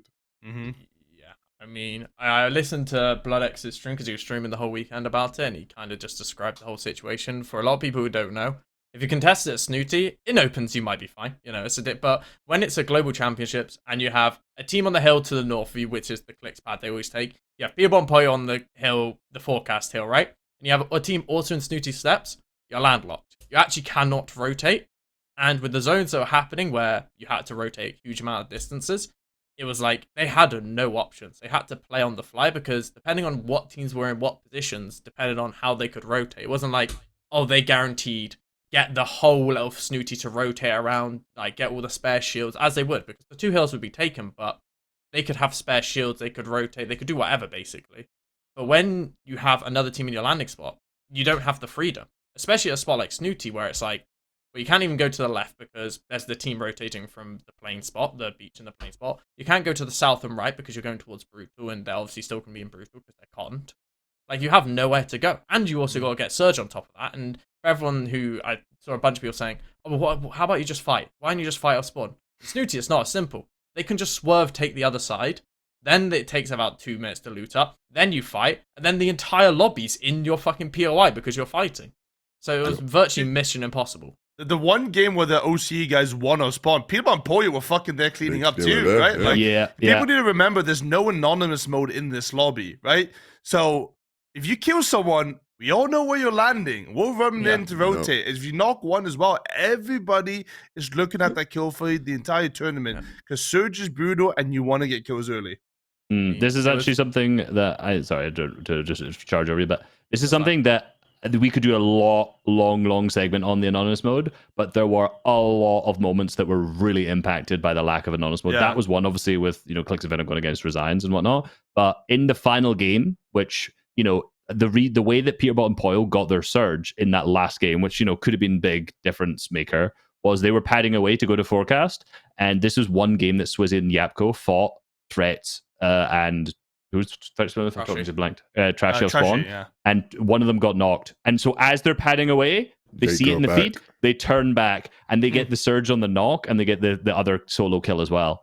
So obviously they get the scan coin. So they get back into the base. They see where the knock is. They get the solo elim straight away as well. So they get like 300 surge in the final game completely for free, and then just go back over to it. The what do you call it? Mid map Malibuca against Alex. Like every single time, you can just see one of them is dead, and you can just we're nearby. Let's go run in here. It created so many issues for so. I might actually do a whole video on this, to be honest. I think it's insane, but yeah. Yeah, Restore Rose was the funniest thing to me because it was like Malibuca and Merstach win, no one there.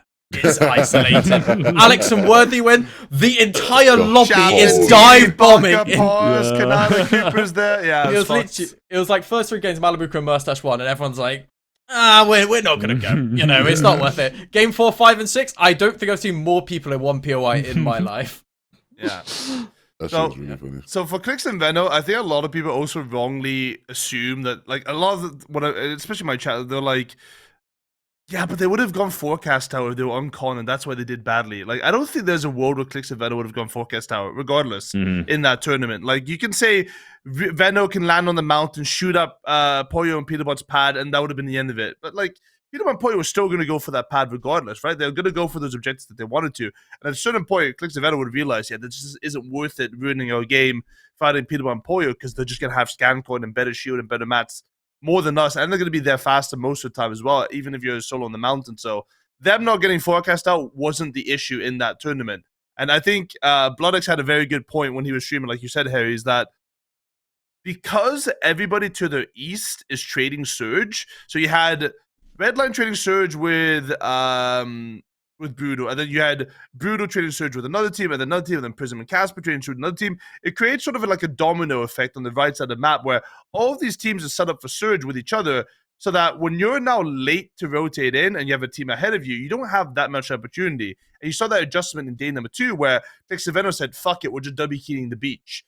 Cheaps and I almost said Iomzo, RIP. But Cheaps and Crisp. What, who? Crisp.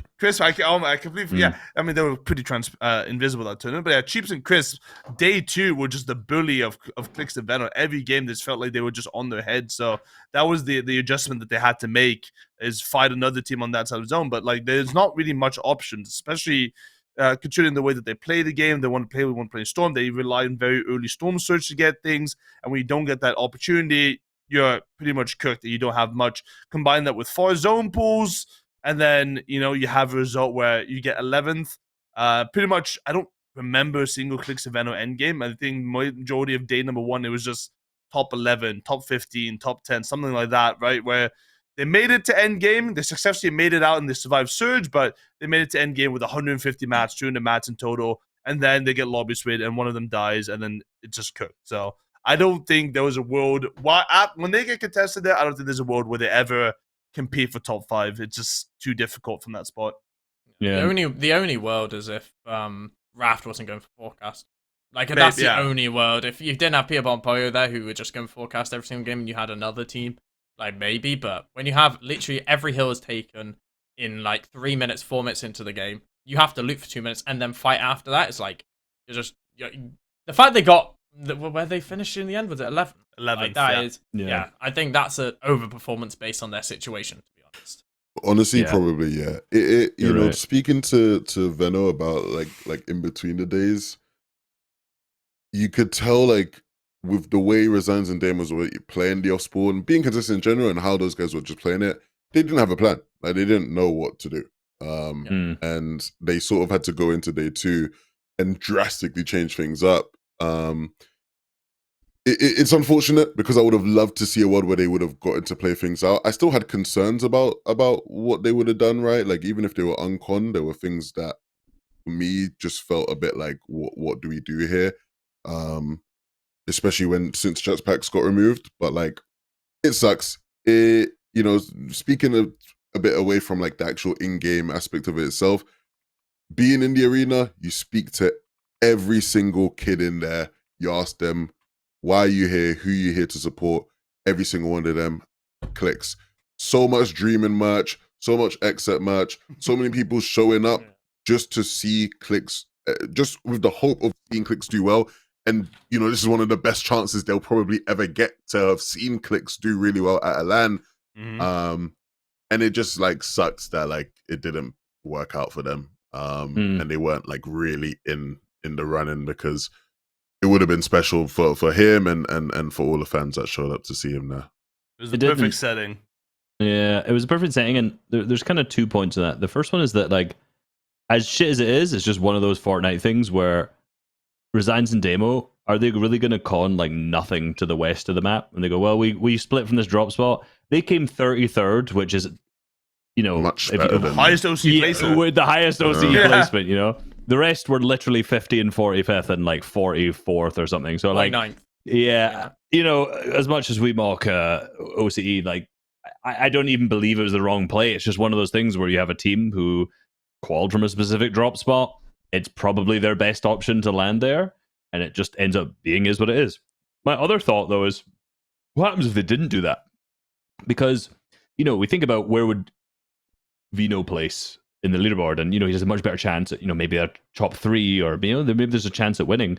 But what if they were on con and they were able to maybe go for a forecasted game or two that then Peterbot and POLLO weren't? Maybe those were the crazy games that they were able to use forecasts to split all those zones and all this kind of stuff.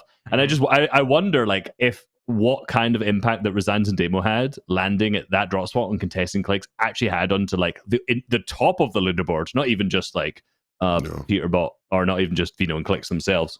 OC mattered.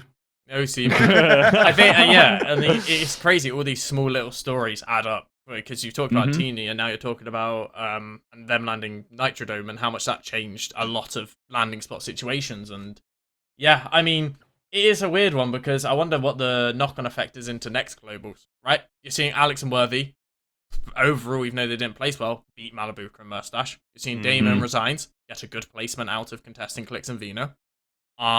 Lower minor region teams going to be scared to contest big teams nowadays?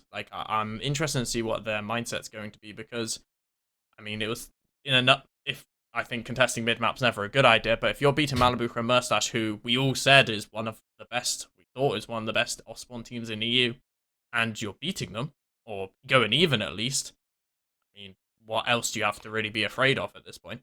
Well, I also think we should caveat that, because I know me and Reese always put emphasis on this, because I remember when we were analysts together, or something we always had to sort of highlight.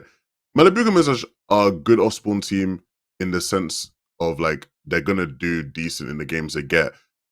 In recent years, most of the time it's relatively even. Most people they fight Osborne, right?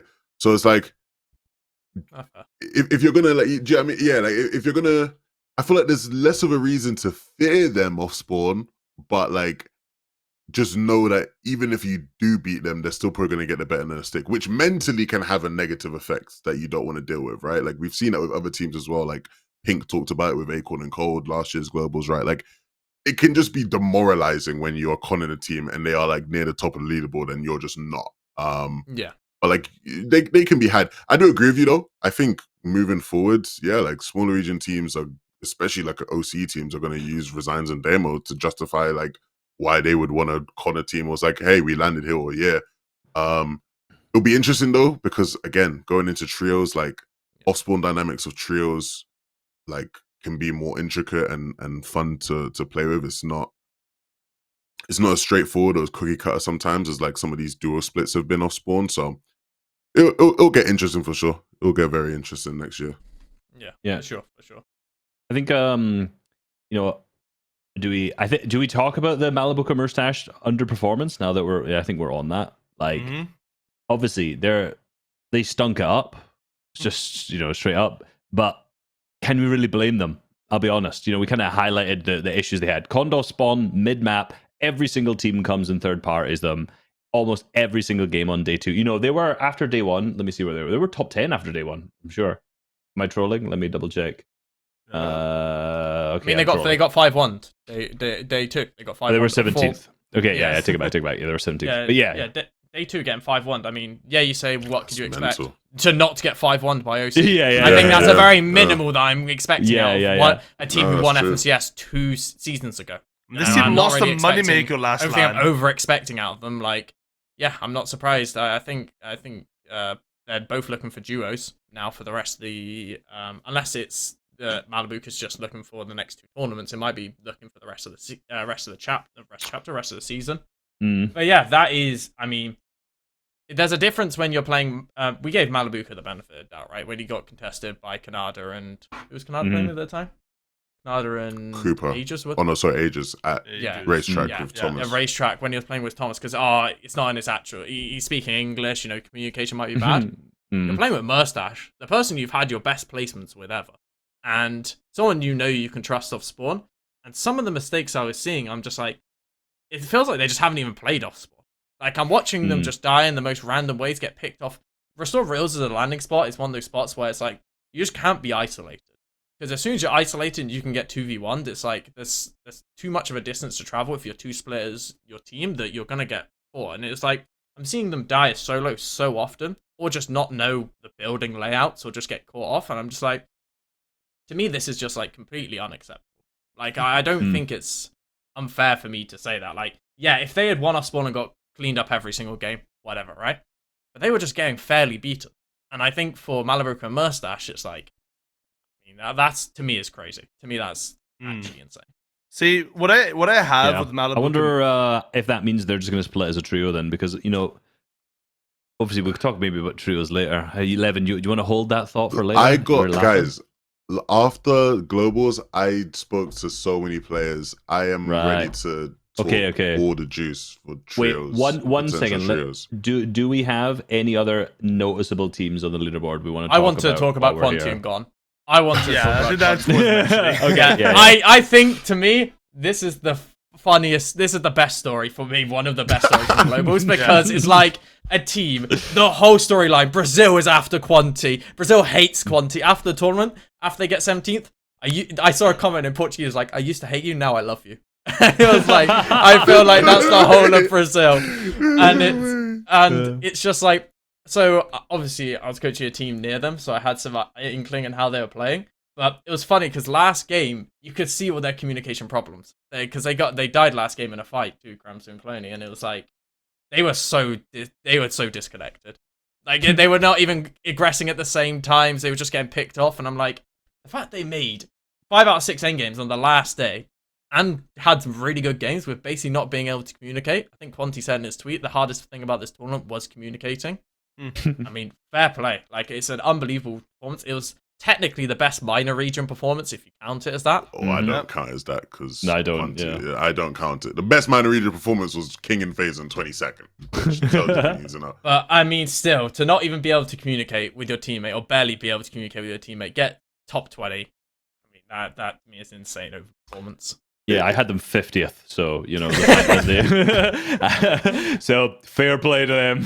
Yeah. I don't know if Quanti said anything about it, but like from seeing them at Globals, like, and just when like you're hanging around and like, seeing them get makeup before they do content and shit like that, right? Like, we all were bigging up how the vibes are gonna be crap. The vibes seemed great. Like, they both they were so gone, mate. Was... No, but like, the vibes seemed great. Like, and I didn't know Gon much before this, but like Gon's like a super nice guy, like super chill, really nice, seems like a cool dude. And Quanti is very much the same. Like, Quanti's one of those players who's super easy to get along with. I know there's been some shit in the past, maybe that was like, but like, they're both genuinely just two nice guys. I think they made the best out of an awkward situation. And yeah, I'm with you, Harry. One of the best stories from Globals, because how he has done better than he would have done. Yeah, I was going to say that. Would he have done better with Brazilian? Like, I think both have done better than they would have done. I think Quanti with Yakko would have done worse, and I think Gon with his real duo would have done worse. Yeah, 100%. I agree with that. Hey, okay, well, outside of that, sorry, it's that time of the show. If you are OC, Middle East, Asia, Brazil, just mute, because you're not going to like what I have to say. Oh my goodness, what a disappointment smaller regions were this Globals. Every international tournament, there's at least been one team that like pops off and gets like a top 5. There's a couple maybe in like the top 15. The highest placing team was King and FaZe, and they looked crap for most of the competition, respectfully. Like, it's funny because I remember on this show we talked about how we probably would have them as like the highest placing non-NAU team. They were the team that we considered, and so they ended up being that, which was great, right? Congrats to them. Congrats to us. Predicting that. But I almost went back on my prediction because I was VODing some of their games from scrims, and they looked pants. And I was like, hold on a minute, what is, like, because obviously they're finally in a lobby with like a bunch of like the EU NA guys, and I was like, oh my goodness, these guys look pants. And they were pants day one, and I was like, yeah, there you go. But outside of them, because again, they ended up being the best of the rest, so fair play. What the fuck happened to our beautiful game? What happened to the one random Asian team that gets, good? Or like, what? We are losing recipes at the end of the day. Think about this in particular, right? Sharom and Zagu, who were that another team, the second team, where we were like, these guys could pop off, after last year. Sharom 5th. That's a huge placement. They placed 40th. Oh Crazy. my days! And we had a lot of teams on which was it? Mapoli was looking really good. I think it was day one. Let me have it. So no, it was It Ryzen was Yuma. Ryzen Yuma. They were Ryzen Yuma the first two games. Yeah, they were second. And then on day one, Mapoli and Koyota were 10th overall after day one. Yeah. So I was like, we got some Asia teams, but where did So Ryzen Yuma finished 43rd in the end. They died to surge every 4th. Oh. They died to surge every to 43rd. Oh my god. Yeah, they literally got 0 points from after those games. They got literally 0 points. And then Mapoli and Koyota. So a bit about Koyota. He obviously the most important thing right now in Fortnite is damage stats. Nothing else matters. Of course. And he came 9th in it. So it's a good individual performance. Okay. Yeah, which is actually a very decent. Some scrimbucks overall. Some scrimbucks beforehand, right? So they were that's the team. Mapoli and Koyota, the team fighting Reet and Ritual, right, on that bunker, up north. And Reet and Ritual did not have very nice things to say about Mapoli, but Koyota, on the other hand, they were like, "Yo, this guy's a player." So when I saw him 9th in damage shots, I was like, that lines up with what they were saying about him. Like he clearly is like a really, really good player. Yeah, interesting. I mean, but yeah, back to like the overall feeling from minor regions. I think the biggest thing coming out of it is practice, and I think from listening to people and reading stuff on Twitter about Middle East and OCE and things like that, it's like the biggest problem they all have is they have no practice. And I know your practice doesn't mean you're going to end up just going from 50th to 1st, but it means you're going to have some level of understanding when it comes to how to play these finals lobbies, right? And I think that's the biggest thing they struggle with. And in my opinion now, after all of this, after the past 3 months and, Phantom Q&D coming over, if you're a smaller region team, try and find any way possible to move to a big region. It's the best way you can actually get better at the game. Because if you stay in these smaller regions, you're just going to be stuck at this level forever. You're never going to get better. You're kind of just stuck here. And it's like, there's a lot of good players who would play with, who could play with OC or NA or Middle East or whatever players. Like, I just feel they're just kind of stuck. I just feel like they're just stuck in this phase where they can't get better. They're not going to get better. They can't get anything uncontested, and they're just not going to do well. Yeah, and if you stay on OCE, you could be like Tinkandanath and get 0 points day 2. And I think they had one game where they got points, and I'm like, I also, also Kazian Aspect, who I think Kazian Aspect, just to double check before I say this, on OCE, wasn't they the team that was bossing it the whole year? They landed red second, third, first on OCE. So we're talking like the bosses of OCE this year, and they placed 49th. It's like. You're talking like the cream of the crop on that region is literally the only team they beat was another OCE team who got no points on day 2. The Middle East teams who were calling off spawn were just, even those teams who were like fighting and doing good off spawn. I can't remember who it was. Was it SKS and Adapter who was fighting Tinkandanath? I can't remember what the actual fight they was. were. Yeah, they barely got out of top 40, even though they bossed them off spawn. It's like the smaller region teams, like, they just have. I actually wonder. Go back to what you said earlier, Harry, about will this make them contest better teams? And I think this in particular should, because if you can't get Surge properly, because that's what most of these regions are. They don't have good practice for Surge. They don't know how to play it. Speak to any small region team, they say they don't know how to get Surge on good players. You know what? 50-50 a drop spot, hope for the best. You get 200 Surge off rip, like for a small team. That's significantly more than a lot of these players are getting already. So I do wonder if that gives the confidence boost of a little shitty team next year. The problem, respectfully, I'll quickly say one stat. In the bottom 10, it was, if you're including Kramsu and Colonia's Middle East or EU, whatever, it's either 9 or 8 minor region teams. Like that kind of puts into perspective. Who was the non-minor region team? That's actually more Lex interesting. And Sato. That makes sense. Yeah. Getting slide kicked off of the drop spot. Probably exactly. Didn't help. So it's like, when that is the situation you're in globals, it's like, at this point, just contest the team. One thing I also thought was really interesting from talking about small minor region teams, right? Running into this, Aussie, I know, was asking the LAN quals last year were so good because it took out some of these kind of stinkier teams, so that by the time globals came, you had like the highest quality of lobby possible. And after watching, I was thinking about that while I was watching this weekend. I was like, I wonder if that would actually make it better. And I sat and I was like, no, not at all. Firstly, I want some stinky small region teams in there, right? Like fundamentally, despite the fact that they might not be as good and the overall quality of the lobby technically isn't as competitive because you're not like siphoning out some of them. Firstly, we need storylines and we need the small regions to laugh at, I think, fundamentally important. Secondly, we also have the one thing about this weekend is that we didn't have like a day of just nothing that didn't matter, where we had top 25 crappy quals on day one. Day two was also kind of just top 25 crappiness, which had 2 really good games of 2 like days of quality.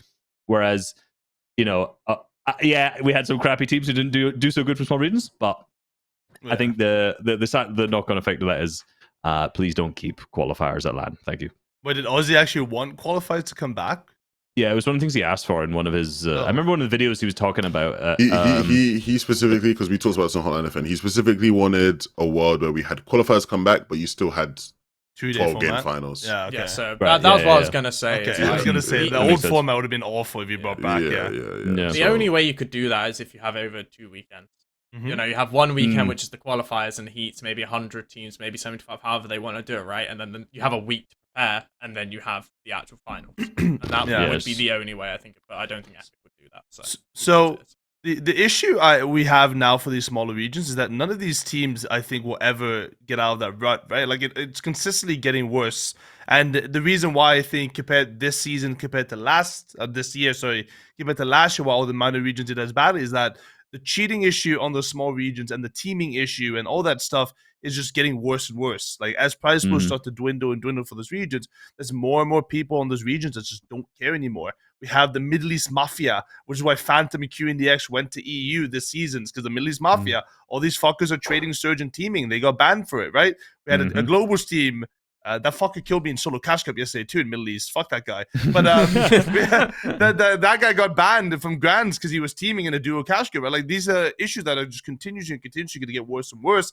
And none of these guys are ever going to get better because, like you said, you have no practice. But also in the real tournaments, half the lobby isn't actually playing fair for them. So you don't actually know what a real tournament looks like. So I think the big indicator for these guys might be to see what the hell is happening with Phantom now that he's committed to staying in the EU from a minor region. QNX went back to Middle East, but Phantom is now staying, seeing what options he gets as a good, solid fighter. And then, that guy is going to pave the way potentially, or hopefully, for some of the other Middle Eastern guys to be like, you know what?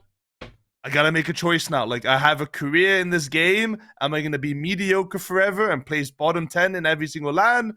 Or am I actually going to make something of it and try to do something and try to become better? Because it's just going to continue on happening. I don't see a world where any minor region team is going to be like, oh my god, they're outperforming their region, because they just won't. It's because they don't have the resources available to them.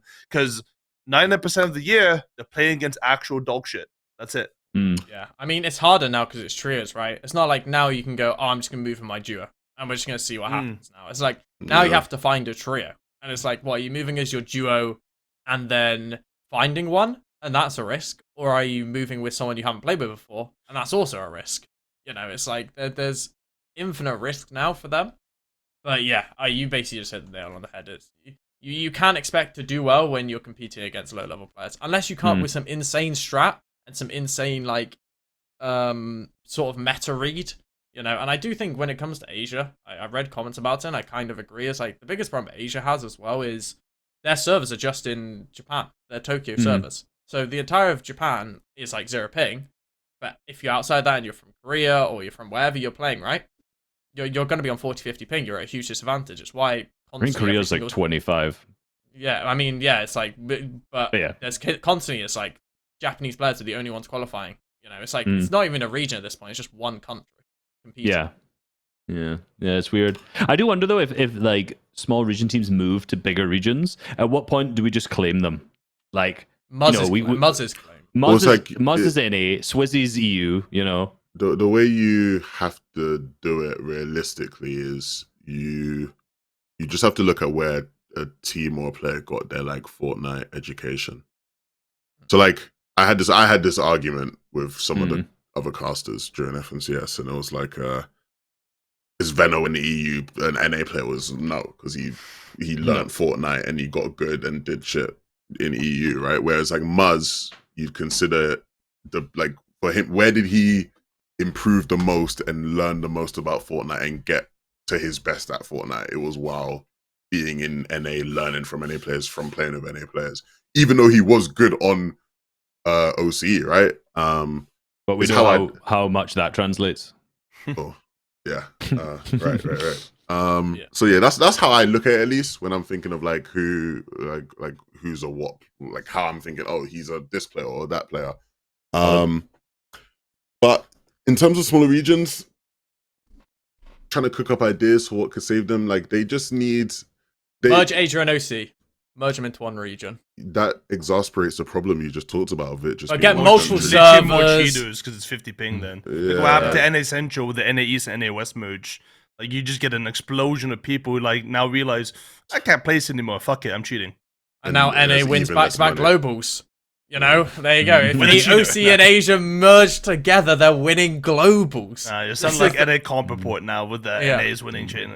I think they need maybe like they need Epic to build the game in a manner that means that like the lobbies are more replicable to like what a high level lobby is, or just changing what matters. So like in a world where they just like get rid of Surge and like make the game more about being like fighting metas and shit, like smaller regions have a better chance in the future that way.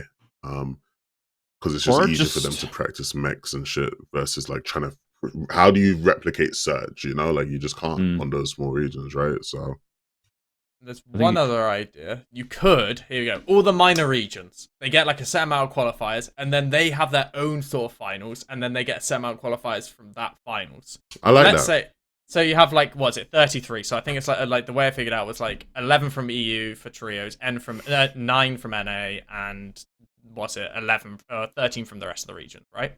So you merge them all into one finals lobby. How many qualifiers into one finals lobby? They play that one finals lobby, maybe at LAN, maybe whatever. And then the top 13 from that would qualify to the finals. Because then you would have the best of the minor regions. Sounds expensive.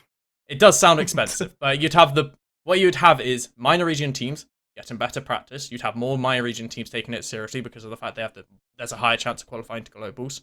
You would then, on top of that, also have them, getting more practice because they'd be playing in those sort of scenarios, playing on LAN, competing together.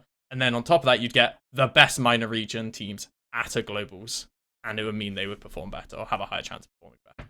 I mean, we are getting the best minor region teams. They're just not good. Like that's the problem. The problem is, the problem is not getting the best minor region teams. The problem is getting them ready to play against EU and NA. Good EU players, yeah. If they're playing against more shitty bum split players, it's like they're just still not gonna know how to play Surge against them. Yeah. It's the same people from other regions, so it's like it'll be slightly better. It'll be slightly better because it's like, I mean, the problem with OC and like Middle East is like you gotta get top 3 to qualify or top 2 to win. Yeah. It's like at that point, are you really gonna try if you're like a top 15 player? Like at that point, it's like, what is the point? You know, it's like you don't take it seriously. A lot of them go into cheating. A lot of them go into teaming. It's like if you made it so there's more people qualified to a next stage, maybe more would take it seriously. There could be. It would still be shit players, but it would slightly make it better. But still, you know, it's not going to make minor region teams the best. It's just, I think we all kind of want minor region teams to just be more competitive. We don't want them to just fill out the bottom 10 constantly. Yeah, for sure. But like, should we change the game in a way that makes them do it, or should they just get better, mate? You know. Changing the game comes from like you're putting them in a position to be able to actually practice better. Like right now, there is no way for them to get better at Surge. Like they just can't get better at Surge because you can't replicate how good it is. And no matter what you change the game to, by the way, it still won't be able to. Even if it does become more of a fighting game, they're not going to get the best fighting practice because they can't play against Peterbot and Boy every week, right? So like, no, of course, it will never be like straightforward, right? Like every game has this problem to some extent. 2 LANs a year, mid-season LAN. That's what we need. There's things that I don't want to talk more about minor regions. I'm bored out of my mind talking about why Asia's shit. Damn. Like I don't care. Fuck those regions. Move on. I think there's one last. Crap at globals. Yeah. That's it. That's all I need to. I think there's one last team we haven't talked about. Cami and Setty. Yeah, I was going to say that. Yeah, Cami and Setty, and what the fuck happened? Because day one, if they didn't win one of the fights they won on day one to get Surge, they would have unironically got 0 points day one. Like, they were 170 below and had to fight in game 1 of day 1, and every other game they died Surge. So they would have not got that 50-point game day 1. We would have seen Cami and Setty with a 0-point game a day on LAN. What the fuck has happened? I mean, the reaction to oh no, go on. The reaction to winning their game says enough about like what went wrong, right? It's like, I think it was a combination of a lack of zone pools, I think, in their eyes, from what I've seen, and then just like, actually, I don't even know what went wrong. I'll be honest. Like, it didn't seem like there was much that could have gone wrong or should have gone wrong, right? Like, they were looking primed up. The meta didn't change. The games weren't even that stacked. Like, it was like, I was expecting like 94, 95 set lobbies, right? And it was like 85 Surge, 82 Surge. It's like the games you play in scrims all the time. Like, even less stacked sometimes than some of the scrim games that you play. Yeah, and then the one game that they won was, you know, a very good zone for them. But like, when they did win that game, you can see it here if you're watching on YouTube. It's like, no celebration, eyes are down. Adam Savage, by the way, he tried to tell everybody he interviews, he goes, all right, stand up for me, boys. And they just like ignored him. And he's just like, yeah, all right, I'll come down to you. Small organization. You know what? Fair play to Adam, who actually managed to make Setty smile in this. That shows the level of how good of an interviewer Adam Savage is, that in what is possibly the worst interview of Setty and Cami's life, he manages to still make him smile in this moment when they're not doing good whatsoever. Yeah. I mean, they didn't get helped by, and you touched on it earlier with the whole domino effect, right? Of the map is like, you have 4 teams in the bottom right who are all going to be rotating later because they're trading Surge. You have teams to the left of bottom left of you in Brutal Beachhead who are fighting us, so they're going to be rotating later than you. So the entire south of you from Cami and Setty, you cannot get Surge on. Yeah. And with how the zones are playing, which is 0 south zones, all north zones, well, shock horror, they can't get Surge and they have to play Storm. And the problem is, they're not getting enough Surge playing Storm to play Storm, but they have to beat the first threshold. Because if they play quick, and they play, how, someone like Chicho and Trulex played from their spot, they would die to the first threshold. So to even beat the first threshold, they have to play slow, playing Storm, to wait for the teams who are sat there in Storm trading to actually be able to get Surge on them. And then they're still behind going into 4th and 5th zone. And it just, like, I mean, I could sit here for hours and talk about Surge trading, and it would be, there's a lot I want to say about it, but they need to change Surge. Because at this point right now, it is affecting in the game to a point which makes it unfair for a lot of teams. And I'm not saying Cami and Setty could have placed much better. They did not play well, and they didn't deserve to place well. That's how it is, right? But with Surge trading involved, it makes the game just completely unfair for some people, and a huge advantage for others. I think to add on to, obviously I mentioned like knock-on effects before. They had their own mini version of a Bermuda Triangle potentially, right? Like they had Rise, and Aegis who were going to be landing sort of where they were landing and would have been basing up a lot more in practice. Canada was also basing up a lot at Nitro as well. So they had 2 teams that they could look at for Surge in their base, right? Because of Tini and Chap, those guys weren't basing as much as they would have. Like I thought, like the base that Cami and Setty were building a lot of the times in their games, I thought they were going to be in that base 12 out of 12 games. Yeah. That's what I thought was going to happen. But then what ends up happening is that like you build that base a couple of times, you realize, oh, shit around us isn't actually going how we anticipated it. People aren't rotating and playing how they did in scrims and practice for different reasons here and there. Obviously, there's Chap and Tini's impact and other people's impact around that area. Right, like the fight at Restored Reels meant a lot of those teams were just like a team like Canal and Cooper were like, well, fuck it, we'll go to that instead, right, for our damage. So there was impacts that stopped them from being able to play out the game how they initially had planned to. Am I still disappointed with that being said? Yeah, because I would have thought they would have been able to figure some things out, but clearly that wasn't the case. And honestly, man, it's like it sucks because I think had they had a better game plan that allows them to just get to more end games, like they showed in the few end games we saw them in, like that they could be a threat.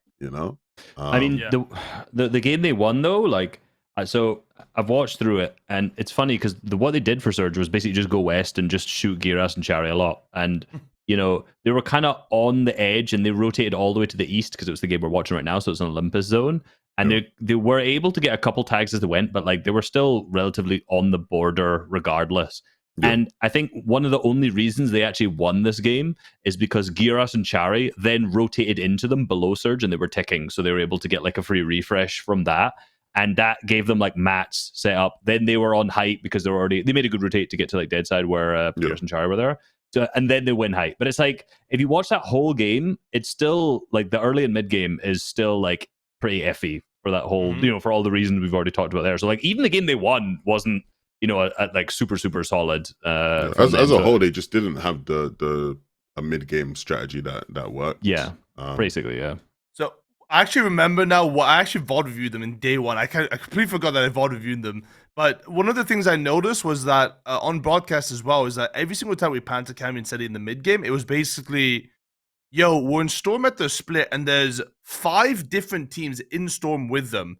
So I wonder if one of the issues that they had is that, you know, we don't have many international competitions, so we only see the only teams in our region, but we don't have, at least from last FNtasia Grand Finals EU, we didn't have that many Storm tanking type of teams in EU, right? But now that you have like this multiple, you have all these different regions coming through that all have kind of similar strategies, and when they saw what Clix and Veno were doing, it's like maybe everyone was overcooking a little bit too much to where like, hey, there's Cami and Setty in Storm, there's also Clix and Veno, there's also Alex and Sato down there. There's just too many teams in Storm for them to do what they wanted to do, potentially. I think could be one of the roots of their issues. And on top of that, their reaction to that happening is they weren't able to adapt to that situation, because a lot of times they saw 5 teams in Storms, and instead of taking that situation for what they had and being able to trade Surge for it, they ended up just running away and just forcing those into Storm. And then they were in Storm, they forced themselves into Zone, and then they were in Zone with no mats and no Surge. And then they just continued on, I think, 3 to 4 games in day number 1. And pretty much that one win saved them to pre-top 25. But I don't think they really adapted as well as they probably should have. And maybe that speaks even further to how their entire year has gone as a duo, is just like a lack of preparation, a lack of chemistry, and then therefore a lack of adaptation at the LAN potentially. No, for sure.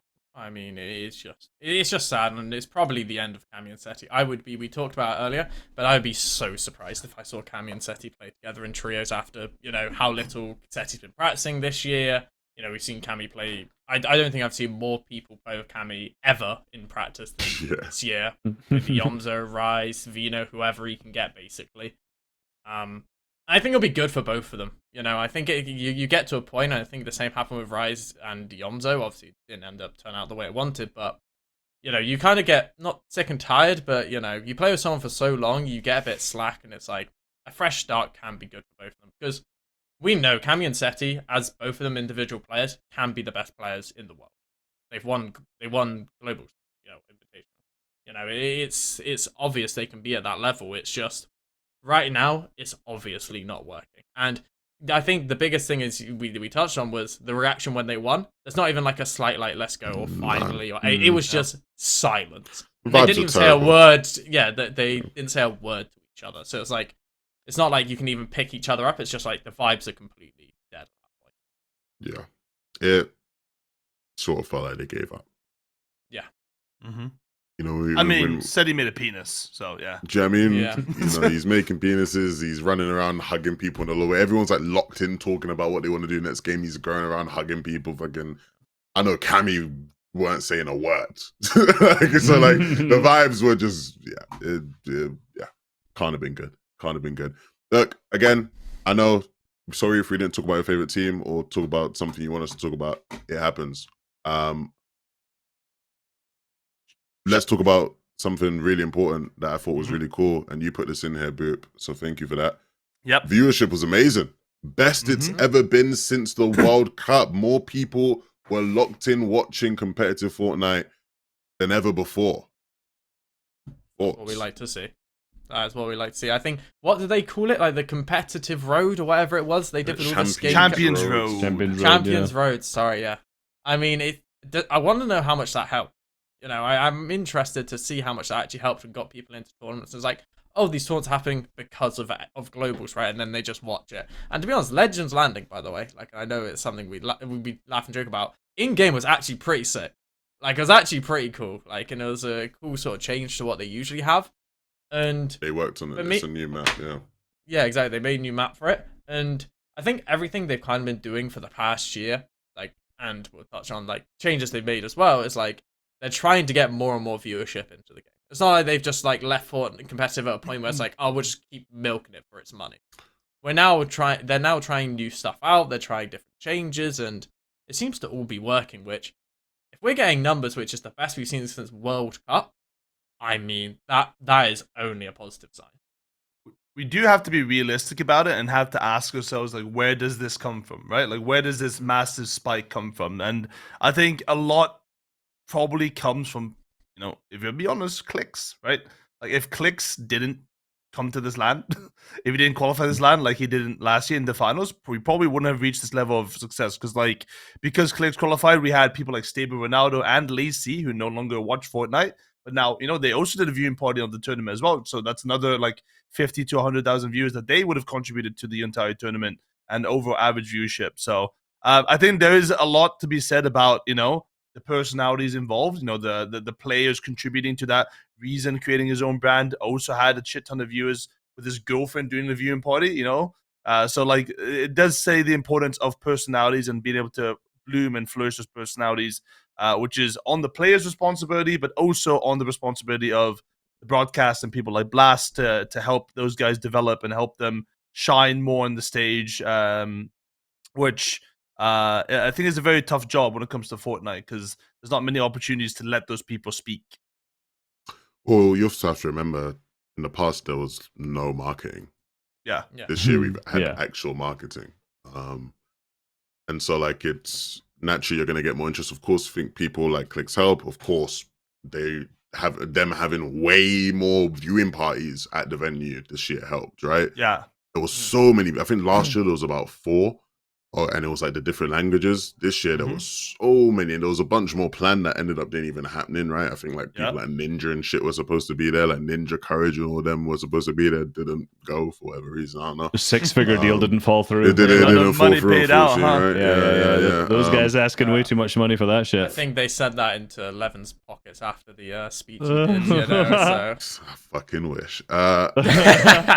You know, I think you know, things like all the different, you know, collaborations and marketing. Obviously, we know like Blast got commercial rights or whatever, right? Like these things I think will naturally improve. I hope we can have the culmination of all of the perfect storms, right? Like I hope bloody next year we get Mongraal, Savage, and fucking and the French Clix in there, right? Like get all the best French players in there, so fucking get all the best Spanish players, so we get fucking Ibai doing a 3 million viewer Fortnite viewing party, you know, like let's, you know, all these things definitely help and bring more excitement to the game. And yeah, when I heard that viewership was popping off like that, like I thought that was crazy as well. Like I remember Ozzy was saying as well, he noticed that it was like leading up to globals, like the videos he does, right? Remember, Reese, we always used to say like Ozzy's a great tell because his news videos let you know how many people are like interested in comp. If it's at 50k, it's in the mud. Yeah. If his videos are getting 50k on his news videos, comp is dead.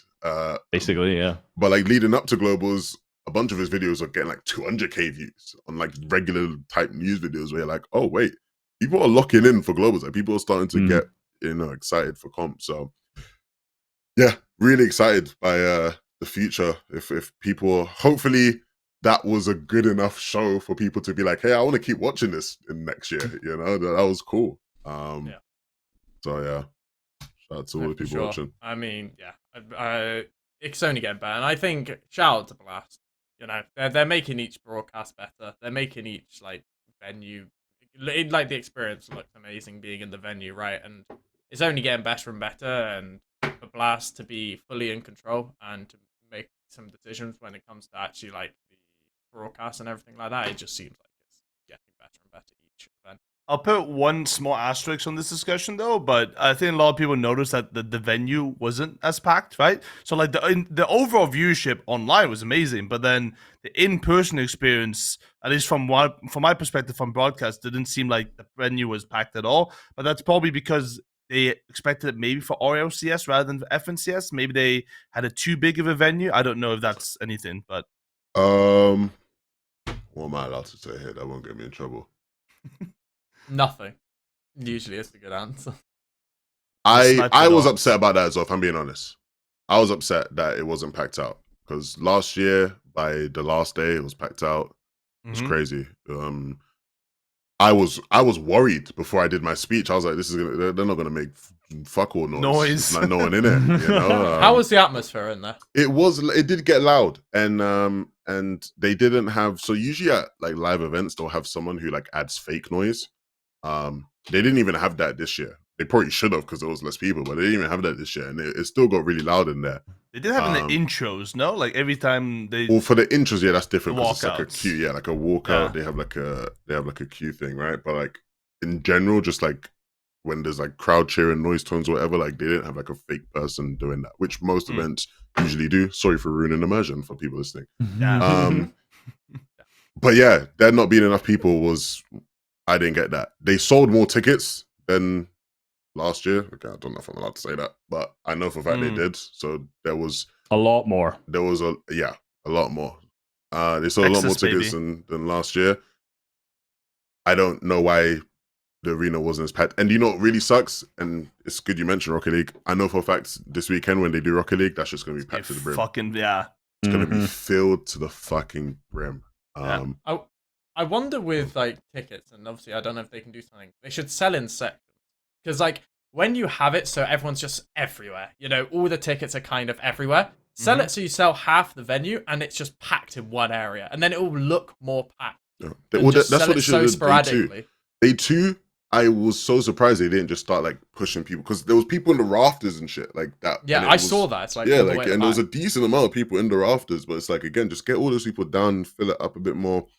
It would look. You don't need to see the whole thing 360, right? Like the most east, because I think the whole stage was a 360 for some reason, which is probably in anticipation of Rocket League. It was like a U. Was it a U? Okay. Like they had the walkout. The walkout area, right? Okay. Like cuts off, so it's like a U. Yeah. But usually you have it like it's like a half, and then like it looks really full because it's like the half in the front of the stage. But yeah.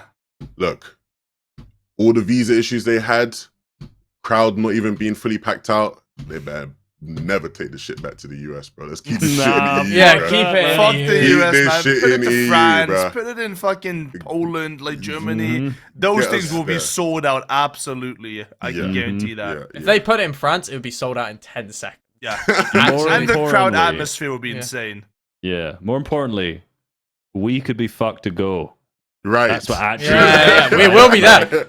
You'll get it. It would have been a lot easier to get. I mean, I got invited out to go to Dallas, but like, dude, 8 days before getting invited, trying to set everything up is impossible. Like, it's just not worth it. Also, 15 fucking hours, mate. Like, fuck that shit. Yeah, no. Look, if you want to see an in-person FNtasia podcast, put this shit in the EU. Hey, I mean, they had a podcast in the player room. It wasn't that great, I think we could do a better job. Imagine we were there. Imagine our hot takes in front of just all the players in the player room. Middle East player, how shit are you? That would just be like an 8-hour podcast of us just ripping on OCE Middle East in Brazil. Yeah, it's all kind of like, wait, you call me shit. Just Can you tell? I know you're translating here, but can you tell your player I think he's shit because it's from a small region? You got an Asian player there, like you told the fucking translator, mate. Yeah, so tell him Harry said he's fucking crap. That was actually cool that Job was doing the translations for them. Yeah, that was cool. Is cool. Yeah, it was cool. But yeah, please no more NA. I am begging. The most important thing that happened all weekend outside of the Fortnite was the announcement for more Fortnite. We finally got an announcement at the end of the Global Championships. Everybody wanted one last year. We didn't get one. We got one this year. And what a bloody announcement it was. Trios is returning. and the return of Siphon. In some way. The Cypher in some way. Siphon asterisk. Asterisk, Siphon, it might be in a different way.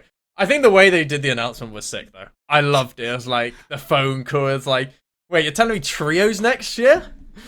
Wait, Siphon? It was literally a Marvel's fucking ending post-credit show. It's like, I tweeted out, because I saw Suha's tweet about it, and I was like, there's going to be an announcement afterwards. And I was the only English person to tweet that, because I guess nobody follows Suha or something. And like, when the show ended, everyone came to all the pros were like, "What the fuck, Boop? You lied to us. You lied to all of us." And I'm like, guys, I swear they told me, Blast literally DM'd me, "Yo, chill, wait for the end of the turn," and then nothing happened. And I even messaged Mikko. I was like, I did the same. What the fuck, bro? They're all coming to my chat now. They're pissed. And then like, you just saw the fade to black and then fade in. I'm just like, yes. And it was literally Marvel's Thanos snap type of shit ending post credits. It was so good the way they did it. So I had the complete opposite experience that you had, because Mikkel also messaged me telling me to watch to the end, and I did not read that message. So when the stream ended, right? The stream ended. I was like, "What the fuck, man?" I'm like, "What's going on?" My mum was watching, right? And I'll read the message she sent me. No, your mum was the one who announced Cypher. She sent me you didn't get an announcement? ? And I was like, even she knows what was going on, and she's not looked into Fortnite or whatever, right? And I was like, I was at stream, and I was like, "Oh fuck this shit, let's get into the leaderboards or whatever." And my chat was like, "They're doing something, and I was like, "What are you talking about?" I'd already closed the stream, so I had to reopen it. I opened it on Twitch, and it's the screen for the announcement, right? And I was like, "Fuck, I missed it." So then I was like, I had to go back on YouTube and then watch it, and I was like, although the post-credit scene, like, that's cool, I was like, that made me miss it, because like I didn't get to see it at the time, and I had to go back and watch it. Yeah. A lot of people must have missed it as well, especially because like my viewership had like halved by that point from the peak that it was at by the last game, you know, when people figured out what was ended. So like, I'm sure a lot of people missed it.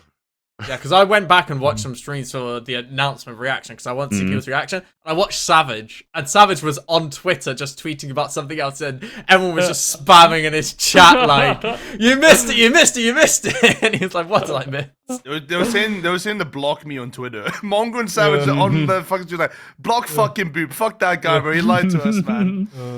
I love hearing this, because this was like, so Zeke was the one that had the idea to do it, like the Marvel, you know, post-credit scene thing. Anyone who knows Zeke knows how into that type of stuff he is. And so when people were making that comparison instantly, it was great. Naturally, yes, Marvel post-credit scenes work because everybody knows they do it, so you wait for it. Nobody was expecting that. I think that's why they tried to whisper to creators to be like, hey, like they were telling certain people who are streaming and doing viewing parties to watch till the end, right? To try to create that effect. But unfortunately, it did mean, some people missed it. Unfortunately, that kind of sucks. I just got to check Discord. Just check Discord more often, man. I got the whisper.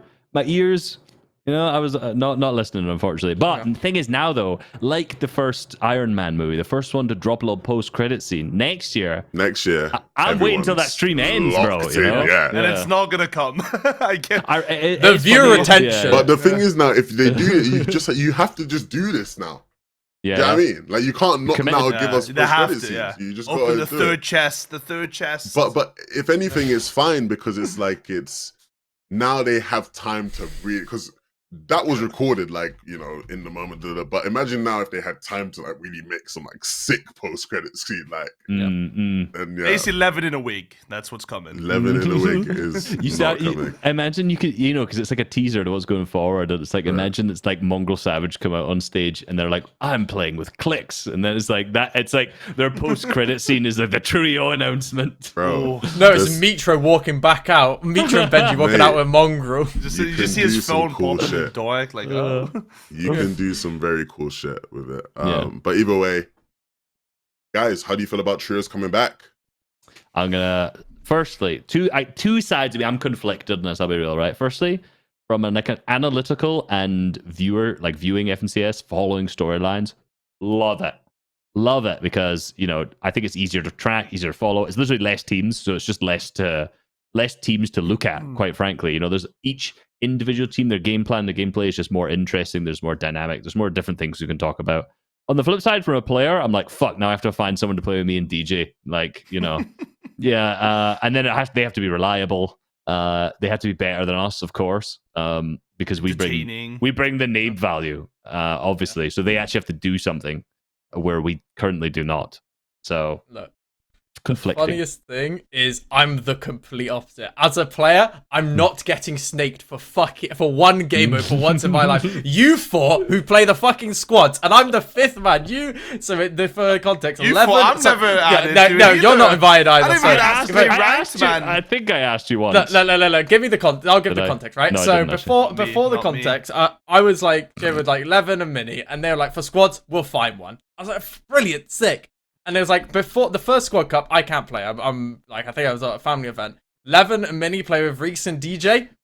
Didn't get to play another squad cup. That was it. That was my squad experience left over now. So as soon as the announcement was dropped, I'll tell you what I messaged Levin. I messaged Levin saying, if I'm not playing with you in trios, we're not talking. I was just locking it in the second it happened, because I'm not missing out again. I'm on the fucking global stage, pulling up my phone and I'm reading that, by the way. I'm like, fuck it, all right, bro. You're good. Yeah, but from a viewer perspective, to me, it's like, if Fortnite's at a point where we have to change game mode to keep the excitement for a lot of players, I think there's a big issue. I don't think that's really it, to be honest. I don't think it's that we have to change it. I think it's just like Trios is a better mode, and they're like competitively it is more competitive, and they're just like, fuck it, let's just try it. I don't agree with that. I don't think Trios is a better competitive mode. I think Duos is like the best competitive mode, because I think like the second you add movement to Trios is where you have a big issue, right? When you have the consistent issue that we had at the end of Trios, like people just play 5-5-5 top in Simulator, and then you just get fucking max eel-offs every single time. But that's a meta issue though. That's not necessarily. Yeah, but like, you have to change so much. Yeah, you can't cook like a crazy new meta anymore or add a movement item, because you have that risk every single time. Right? And knowing Epic, they're not going to think of that for competitive. So you have that issue with Duos. At least you had moved to maneuver. So I think there's a lot that needs to be changed probably for Trios. If you add fucking infinite movement, like maybe you change the mat cap, you do a lot of different things. But for the other part, the fun part, like I think there was an overwhelming reaction to a lot of people. It's like, yeah, I mean, another duo season, like even like maybe not amongst the pros, but maybe even some pros, yeah. But for the casual community, a lot of it is like, oh, why is it duos again? Boop, is it going to be duos next year again? Like, that's literally the number one question I get asked so fucking often. Is it going to be duos again next year? So I think for the overall health of the game, you know, Fortnite needs change. People want change. I think it's necessary. Like, I would have loved it for it to be solos, but I think trios, I think, was a necessary evil this time. Not a year of solos. I'm down for OG to be solos, but not a year. Solos. I think we just need important solo competitions back, regardless of what the mode is, and there is room for that. I think we overestimate like the ability we underestimate the ability for them to deliver on what is needed with the mode for the mode to work. I agree. I agree, because this is what I've been saying. I know when we've had conversations about Harry, like that's the one thing I've been saying to you, right? Like I wouldn't mind them bringing back trios, but they need to understand that they're gonna have to rebalance the game for trios to work. I am of the assumption that they know that, and even if they don't know that, they will quickly figure that out, because the trio cups will come and it won't work, right? And so they will have to rebalance. And as much as this year has been a crazy year for a lot of reasons, what is the one thing we have all sort of come to an agreement on when it comes to how Epic have been this year is that they will come to the right decision. Might take them some time, but they will generally come to what is the right decision to make the game work. And so I'd like to hope that going into next year, we will see some rebalancing. We will see some changes in formats that make the game more interesting. Because you're right, Harry. I've always said this. Why does the game mode have to change for people to not get bored? Clearly, the game mode is not the problem. If you're getting bored every year, at the end of every year, and your only hope is changing the game mode will make it better, then I think there's a bigger problem there. I think clearly tournaments either don't feel rewarding enough. There isn't something that keeps people wanting to come back to them, structure-wise, or, what you get out of them. Like there is more to change before you get to the game mode, in my opinion. Yeah. And I hope that even though they have changed the game mode, they also will still explore those things. I hope next year we are not going into next year and it's the same shit we have now. Like, I would love us to go into next year and the landscape of competitive Fortnite is different. Maybe they not different. Maybe not all the things have to be new. Maybe it's things from before that people used to like that we bring back, right? But I don't think we can go into next year and it's trios and it's just what we've had this year, same cup, same everything, and we just go into that with trios. I don't think that'll work. This is why, I'll do a quick say, this is why we need trios for the rest of this year. Like, to test these things, to figure things out. So then, because there's no major taunts anymore, just put in trios so we can actually test them. Fuck the reload cups, replace them. Yes. I saw a lot of people saying that, echoing that sentiment. But one thing as well that you sort of touched on earlier, I think it was you, Boop, that is a really good point. We usually is. That's not true. This podcast has shown that not true. Honestly, recent podcast performances from Boop. I don't know, man. I don't know. We clarified. Who the fuck knows what they do with Chapter 6? Like who knows what they cook up with Chapter 6? Like, the game, every chapter we've come into now has been different. Like, this chapter was the medallion chapter, the power medallion, bullet drop. Like, we could go into next chapter and like the game is already rebalanced. Like, they thought about this. They might have cooked up something already based off of I mean, there's so many things that we just don't know that are unknowns. So yes, changing it to trios and giving us trios now would be nice, but that's on the assumptions that what we have now will be similar moving forward. Which I don't think it will be based off of just how it's been the past couple of years. I still do want trios though, because now anything duos just feels a bit, I don't give a fuck. So at least give me trios from a viewer perspective of like, I want to see people start to cook up ideas with trios, because I know teams have started to like figure out who they want to play with. And I guess this is the nice segue into that of just not scrim bucks, but or not scrim stonks, but trio stonks. Like who's trying to play with who. People have been trying to figure that out. I've heard some really cool things. Obviously, the first one instantly that everybody was talking about was Peterbot POLLO. Who did they pick up? PPC. Holds, right? Like, it's just like, if that duo turns into that trio, it's over. There's no point playing NA at that point. It's just locked in first place. If that team does not dominate every Cash Cup, win FNCS, honestly, like, that's an underperformance. Like, the fact that people are saying that they want to go to NA when they can hear that's a potential trio in NA, good luck. Like, why? Why are you wasting your money going to NA when that's a trio there? It's over.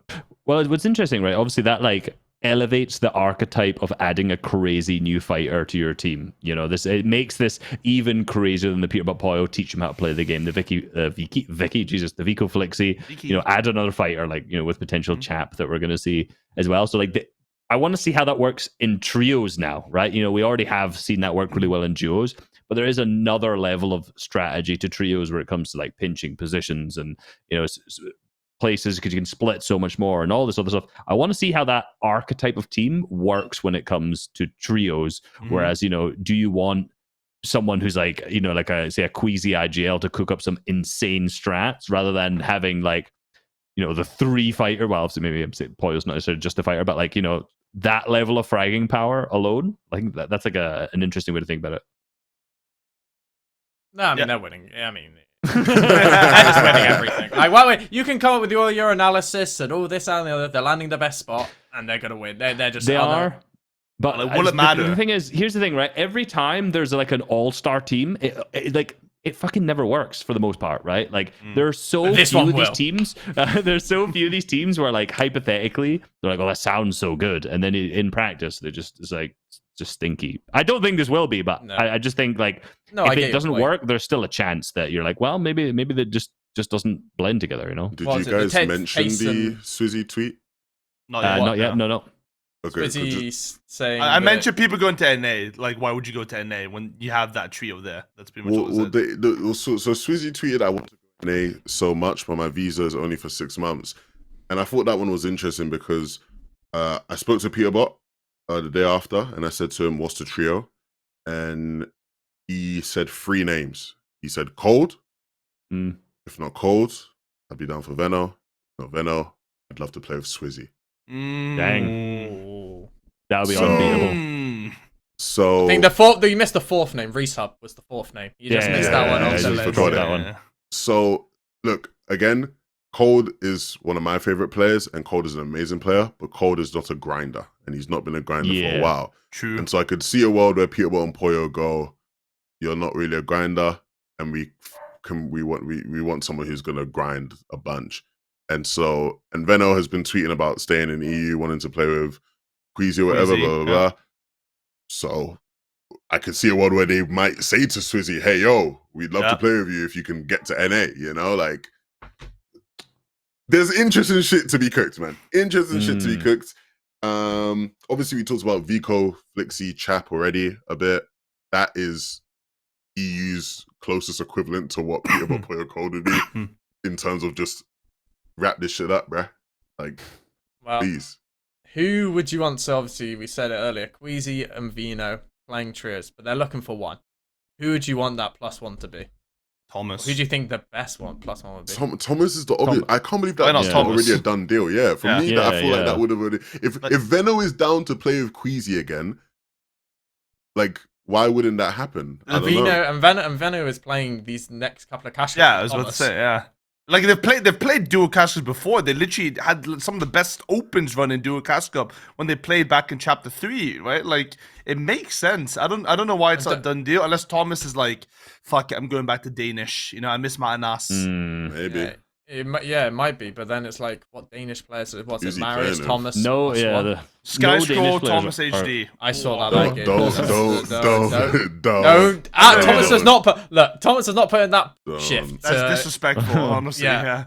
Like, I don't know. It's weird because the way it seems is like, if Queasy and Thomas played that well, Thomas is playing with Veno these next cash cups. They wouldn't have tweeted. They'd be saying, "Oh, we're going to play with Queasy. We're going to try Queasy, Thomas, and Veno." But the fact they've tweeted is like, it's not going to happen. It's like, there's no way it's happening. It's like they've had that conversation. I was like, we don't want to play together anymore.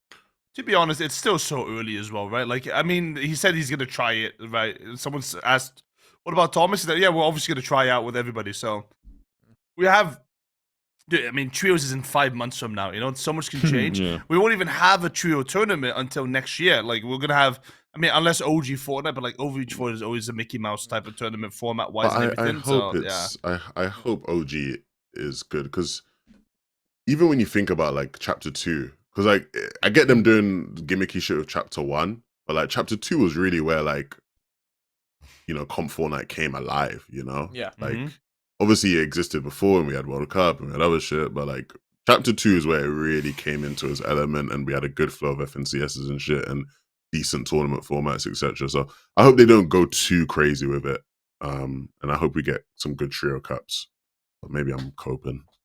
That makes sense. That makes a lot of sense. I think though that trio makes sense. I tried to figure out who else would fill properly, like in a Queasy Veno, because like Thomas just seems like the obvious answer. I was like, I just don't. Is there another star level like tier 1 player that would fit that role well? Like we already have 2 people who are so smart and good at planning, good game plans, like Queasy and Veno are. Like you just need someone who hits shots, and like ThomasHD is that person. Unless it's Chicho, but then are you splitting Trulex Chicho up, you know? Yeah. So I was doing a lot of talking about this on stream earlier, and it's like, they would need someone because they don't want like an fragger who's going to make the calls for refresh, I feel like. They just need someone to slot in and just do their basic job. And it's like, who's the obvious smart fragger? Oh, it's Thomas. So it's like, and then when it comes to like, I think the player who's in the weirdest spot for me is Tini. Because it's like, Tini needs 3 fighters. You'd obviously go Tini with Chicho and Trulex, right? But do you get the best out of Tini if you put him with Chicho and Trulex? No, you put... You really don't. I think it's like Tini, Harris, and like a... Yeah, Tini, Harris. That also feels almost like Tini's a level above them right now, right? Yeah, like, exactly. Tini's stocks are at an all-time high, but also not, because like he has such a unique way of playing that it doesn't really make much sense. To tack back onto the Thomas thing, maybe the reason they haven't said Thomas already is because you guys remember when Queasy and Veno played together, right? Like what kind of... chemistry they had in terms of grinding. They played every scrim session. They had a coach that did every VOD review. Like, is Thomas ready for that sort of commitment if they do that again? Probably not. Like, maybe. Like, back in the trio days... Is Queasy himself ready to do that again? I can't lie. I was surprised. I was surprised. As someone who knows both of them very well, I was surprised they were that so quickly down to play with each other again. If I'm being honest, I'm really curious about how that goes. I hope the best for them, but yeah, that did surprise me. You want to go through that again, like all that hard work, fully scrimming, like that takes a lot out on you. Like, and you know, he just plays second by not doing that much. I mean, he played a shit ton of scrims before in the season, but pretty much by himself, right? But you know, to do that for a whole year, which is probably the type of motivation Veno is on right now because of how badly he plays. They might be in two different spots in terms of motivation for the next year. But maybe Trio has made like a blank slate now. I feel like maybe everyone's refreshed for it, like because like it's completely new. We haven't had trios for a number of years now, and like duos is it's a different type of. It's a completely different game. It's a completely different game. Like that's what makes me the most excited about trios. Like we're gonna get some new people coming up, right? We have all of these new superstars and duos, but we're gonna get even more now in trios because it's a new type of Fortnite, and that's what makes it exciting. True. I think just to quickly, when we're still talking about this team, Cami, another reliable shot hitter, bro. Queasy Veno Cami. We know Veno wanted to play with Cami. You know, it could have been a potential team. He's, you know, kind of could fit that same role as well, I think. No, I that's a good shout, to be honest, Cami, because as I said earlier, it's like Cami and Setty I don't know, like Cami, Setty, Yapko, and it's like, well, every Polish player seems like a tier below than Cami and Setty. Yeah. Like, is Cami play with some English speakers? Yeah, for sure, I think that could work. Especially with that team of that caliber, you're like, fuck, I'll speak English, bro. Why not? Just tell me where to shoot. Exactly, and I mean, the other one I was thinking is like they joked about on, I think it was probably a joke tweet, the photo of the three of them. But if you're talking about Thomas not grinding, who's the best non-grinding duo there is right now? It's probably Reese and Vidil. For people who don't actually touch the game and actually just get the best placements, there's probably not a better team to play with at this point, right? And it's like Thomas play with them, doesn't have to scrim, doesn't have to do anything. Stream though. Yeah. Reason and Vidil asked Janice to play. Did they? Ooh, little throwback. Yeah. Little throwback. Crash. You got the insight. Sorry, it's a more insight you can. Yeah, let us know more. 11. What do you know? I'm trying to rack my brain now, man. I'm so tired, guys. I'm so tired. I don't know if people can tell. Listen, just came out of plane this morning. No, my suitcase. I didn't even. Oh, that's not even mirror. I haven't unpacked my suitcase. Like I've not got shit. Yeah, they asked Janice to play it, but I'm trying to think back, bro. Just start throwing names out names. there. Just can we just read through the leaderboard and just go through everything? Yeah. Let me get the leaderboard up. Trulex and Chico, what's happening with them? You can say dunno, and then we'll just keep moving. Yeah, dunno. Pico Flexi, Chap. We already know Chap, yeah. Chap. Ping Walks. Pinging Walks. I asked. They're not gonna play with each other. I don't think. You don't. They tweeted looking. Well, because when I asked Wox, I was like, "Oh, like, who are you gonna play with?" And he was standing right next to Ping, and like they were talking as if they aren't gonna play with each other. Like, so I was a bit like, "What? Like, what?" Maybe I was like, "What are you gonna do?" Yeah, I was like, "What are you gonna do?" And he was just like, "Yeah, I'll try to find, you know." And I was like, "Are you not still gonna stick with him?" And they're right next to each other. So I don't know. He made it sound like they are not playing with each other anymore. Did you get anything about? I'm going through EU teams, but they're a bit much because CZB and Nathan. I think I know who they. I think they're gonna play with Jakey. The end. I think they're he's a grinder. He's a big grinder. So. I love Jakey. Yeah, I think they'll end up playing with Jakey. I think so. Sky and Scroll. Do you hear anything about Sky and Scroll? Nothing. No. Cami Setty. So like, it's Cami Setty is a weird one because like, if you had asked me if it will stay in duos and you had asked me, I would have said to you, guaranteed Cami's playing with Veno or someone else, guaranteed. And so when trios got cooked, I assumed they would try and figure out a third that could work with them. But again, then Veno's tweeting out about playing with Queasy or whatever. This type of shit, honestly, this sounds to me like they like were chilling in the hotel like the night before they left home. You know what I mean? And they're just like, let's remember the good times, bro. You know what I mean? That's the vibes I'm getting, bro. 6 out of 12, yeah. Bro, honestly, those are the vibes I'm getting. What about NA, like Rapping and Batman Bugha? Do you know anything? Because they're probably one of the best teams. Yeah, so NA, the problem in NA, from speaking to a bunch of different people in NA just has too many IGLs and not enough fraggers. And like Pete and Pollo are hogging the fraggers. Because they're taking cold. Do you know what I mean? Because they're going to try to take a top fragger in cold or someone like that. And then it's just 3 of the top fraggers available are just all together. And you just have a bunch of IGLs. So like, Yeah, a lot of the NA teams are struggling. It's why someone like Bolts is like really like in demand right now. Of like people are like, hey, because again, like when you're looking at top fraggers, like who you going for? There's just too many IGLs, way too many IGLs. Bugha was. I know Bugha was trying to like get Bolts on, so it'd be like Bugha, Bolts, and then a third. Interesting. I think they need an IGL though. Like, let's be real. Bugha needs an IGL with him. Bugha needs to be like a support player or something. Yeah, I don't. Yeah. After our Bugha hate last week, we had to add a bit more here. But like especially after this, this not their finest performance. I think like Bugha needs some of the game plan. There's all those IGLs we're talking about. Let's pick one of them up. Exactly. Right. I've heard a very interesting rumor, or not even a rumor, but like I heard them talking on stream about it. But apparently, Clix might want to go to Brazil to play with King and Phaser to guarantee his globals qualification in the first season, so that he can alpha a job spot for the rest of the season on NA to prevent what happened to him. So I heard Clix, or at least Feldy talking about it in the back of Clix's stream, and then Clix said something about that. So that would be craziest fucking thing. I don't know how that's gonna work. How would you ever alpha drop spot with 2 Brazil players? No. But you'd go back to NA. You just NA, land the best spot. But how would you alpha that from NA with 2 more seasons though? But it's Clix and 2 Brazil players. I'm just gonna call them like. But it's the classic. There's gonna be not enough spots, right? If we go in NA, probably it's gonna be winner, top 2, and then top 4, top 5, or maybe even top like 1 in the first season, right? Like, exactly. Yeah. Because it's trios, there's less teams now. So if in trios, if you would qualify in the first one, you're going on like if. This is what I'm saying, like, genuinely, if Peterbot, POLLO, and Cold win the first FNCS, they are winning absolutely everything. Because they are alphaing the best shot spot. There is no fear. You can't contest them. Like, you're just winning everything. The one I wanted that was Merstach Malibuca. Because to me, there's 4 players, and they don't fit into a trio. You don't have Swizzy, Vanyak, Malibuca, and Merstach fitting into one trio. So again, I don't know. I don't know if I'm supposed to say this, 'cause I don't know if this is in confidence or what. I heard the CIS trio is Vanya, Swizzy, Mustache. Yeah, that makes sense. That makes sense. That was the one I thought it was going to be. And Malibuca maybe go English speaking or Malibuca Epic Whale. Oh, the return of the Saudi duo. Doesn't sound like a good. Call up Shizunami. Malibuca needs him. Bring him back from all the way. We need some ESP on this trio. Let's go. It looked like you wanted to say something about the Clix trio 11, but then you didn't. No, I don't know what's happening with Clix. It's a weird one because I know there was the whole thing of like, like Clix is planning again with if it was stay duos, Clix was planning to come EU for a season and play with Veno.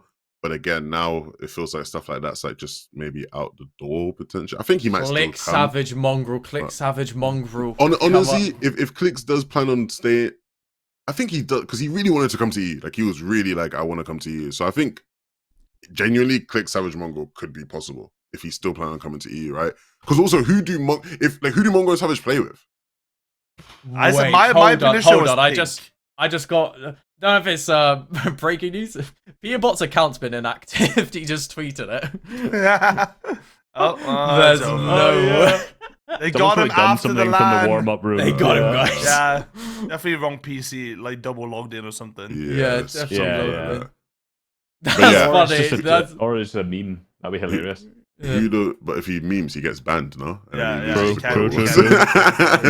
Risky business. But yeah, who do Mongraal and Savage play with? My initial reaction was Pink, and it was met with, but Pink's so much better than Mongraal Savage. Yes, but at the same time, Mongraal Savage stocks are moving slowly up. It's a new game mode, like I said. And also, Pink does always seem like he's in between wanting to be a fully competitor, but also a content creator, right? He always has that choice that he wants to make. He enjoys both sides, but it's hard, I think, for him as a competitor, because realistically, Mongraal Savage Pink probably isn't winning an FNT or like a contender to win, but it is a contender for like a top 10, top 5 for sure. Pink is shame for Pink because I think he is a really good player and he did get unfortunate in a couple of the grants. His stocks have never been lower.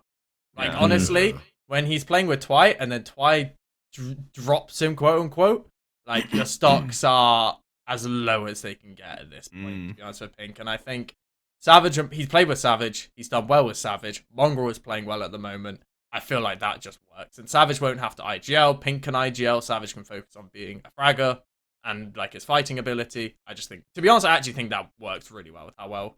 So, and Pink has experience being coached by BloodX. I feel like that whole dynamic would work perfectly. Levin doesn't seem convinced, knowing the people involved here. No, I actually think that can work. I think he's cooking. Okay. Yeah, no, I actually think he's cooking. I just had to think about it for a sec. 'Cause, yeah, it's just, it does feel weird. Because, again, it's like Boop says, like, as if you're Pink in that scenario, you're basically officially confirming you don't care about winning anymore. Yeah. Who placed higher last grands? Savage and Mongraal. Yeah. I placed him. There you go. They're the better team. Better stocks, you know. Pink's Battle upgrading. Battle of mid, unfortunately. Yeah. Me personally, I love Mongraal Savage. Yeah, I don't personally, I associate love with him. Levin's actions here. Yeah, I mean, it's like, oh, who Actually, came do you closer? rate One Ma- was 17th, one was 30th.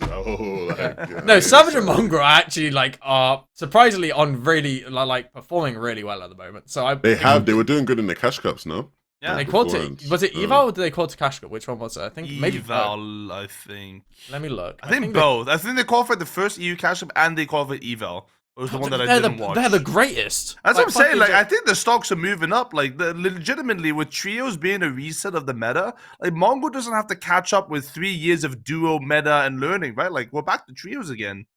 Yeah, they called that meta just continues, but it's just it's slightly harder to like catch up from 0 to duos to like now everyone's kind of resetting a little bit. They came 5th in Duo Cash Cup Opens and then 12th in finals. And then they came 38th in Eval Opens and 11th in finals. I mean, fundamentals of the game will remain, though. You know, it's just say you hate. That's improving. You know, it's fine. Just I'm not a hater. That would be one of my favorite trios. Pink, I love Pink. That's my guy. And then I've always been a big Mr. Savage fan, and Mongraal's there too. So. You know, well, Cami has also tweeted need one for Eval. So. Yeah, that's the end of an era for Cami and Setty. But we all said it was going to be. I think it was obvious for people who knew. Cami's also played other tournaments with players with other. He played tournaments with other players a lot as well, though. So yeah, true. Yeah, like Setty's probably just gone on holiday straight away. Or new Rolex. Yeah. Who else is there? That's interesting. I know Canada really wants to play with Acorn. Yeah. Like, there's no one. Paper and Victor what were they cooking? Oh, when I asked them, they said they didn't know, but I'm curious about that as well. I saw people saying that they should play with a Yomzo or something like that. I could see that being a really good trio. That would low-key, like you laugh at it, but low-key that'd be a really good trio. And I feel like Yomzo fits into their dynamic really well. Like of just like the personalities there. Like I think it actually works. I have one last question about it, and then maybe. That could be. It's like, did you hear from any of the players that they might move region? Like any player from a minor region move to a major region? Seriously, no. But like, I know people are exploring it. Okay, so for example, when I spoke to like Bugha, he was like, if the right EU player made sense, like Dig would get them out to EU. That's interesting. Try get them. Oh, sorry, Dig will try to get them out to NA. Okay, like, so I think people are looking like when people are considering their options, they're not just thinking about their region. They're thinking of like EU or NA, like who can go where. Why does everyone go to NA but not vice versa? What do you think that is? Frankfurt. Living in Frankfurt, from what has been said about it, not an enjoyable time. Living in NA, much more enjoyable. Yeah. I guess like you're living next to all the homies that do Fortnite when you go to NA, right? Like you have friends there. Maybe that's it. Yeah. Yeah, I don't blame none of them for wanting to go to Frankfurt. And the majority of people who come to EU just do shit. So yeah. EU content house. They just all need to agree to live in like a certain neighborhood, you know? Yeah. So they're all nearby each other. But then you gotta live in shitty neighborhood. Probably, yeah. They're good enough neighbors in Fortnite. They just be good enough neighbors in real life. Right. Trade Surge IRL. Yeah, Trade Surge IRL. But no, there's a lot of duo or trio possibilities. So Yeah, I'm interested to see what gets cooked up. I'm gonna keep shooting messages to people, trying to learn more. See what's happening. See what's cooking. Yeah, we'll make But a wait, segment. what's everyone's most like? What's the trio that you'd want to see the most? Ooh, fantasy trio. I'll go first, and I actually just do think it's Queasy, Veno, Thomas. Like, I genuinely think that's like in my mind. I'm like, that could just be fucking dominant. Of course, the grinding issues might be there, but just in it, like the star power, it all makes sense right now. Right. Clix Veno Cami. I want to see. I want to see Cami play with. I want to see Cami play with Veno, and I want to see Clix stick with Veno and try and get that F. So I'll go. What a trio that I be. go Clix What? Veno Cami. What a collection of 3 players that was. Oh, Wow. What's your option? I can't even think of any. I mean, to be honest, you named them. I mean, I do like the idea of having Veno and Cami together, because that's always been the question, like, what could have been if they did have that one split with Queasy back in chapter 4, right? Like, I'm trying to think of like who's like I said, my mind went Veno, Cami, Thomas, but like Thomas isn't enough of a grinder for that trio. So like, who's the third grinder that fits into Veno, Cami? And there's not many that are like naturally like they'd have to teach someone. Yeah, Henry like JJ. You have to pick up like a 16, 17-year-old that like is serious about the game and like teach them how to play. Cal Gamer. put fucking Swizzy in that trio. Fucking Veno, Cami, Swizzy. Oh. Okay, Crazy. I may have Crazy. Levin, what's the dream? The level of English there would struggle in that trio. Yeah. Let's. Comms would be hilarious. Honestly, it's kind of already a trio that exists based on what we know, but like Vico Flixie Chap just sounds unreal. Like that just sounds like such a fun team to watch. Like Anti-bombs only. Do you know what I They'll mean? stream every Like, event as well. Like, like that seems like such a fun team to watch. I'm saddened by the lack of still Tini and Chap though. Like Tini and Chap not picking up a third and continuing that to me, I feel like might be like lost sauce, you know? You never know though. Maybe that German trio duds, or that Swiss trio, or Swiss Austrian German trio duds. You never know, you know? Yeah, no, it's possible. True.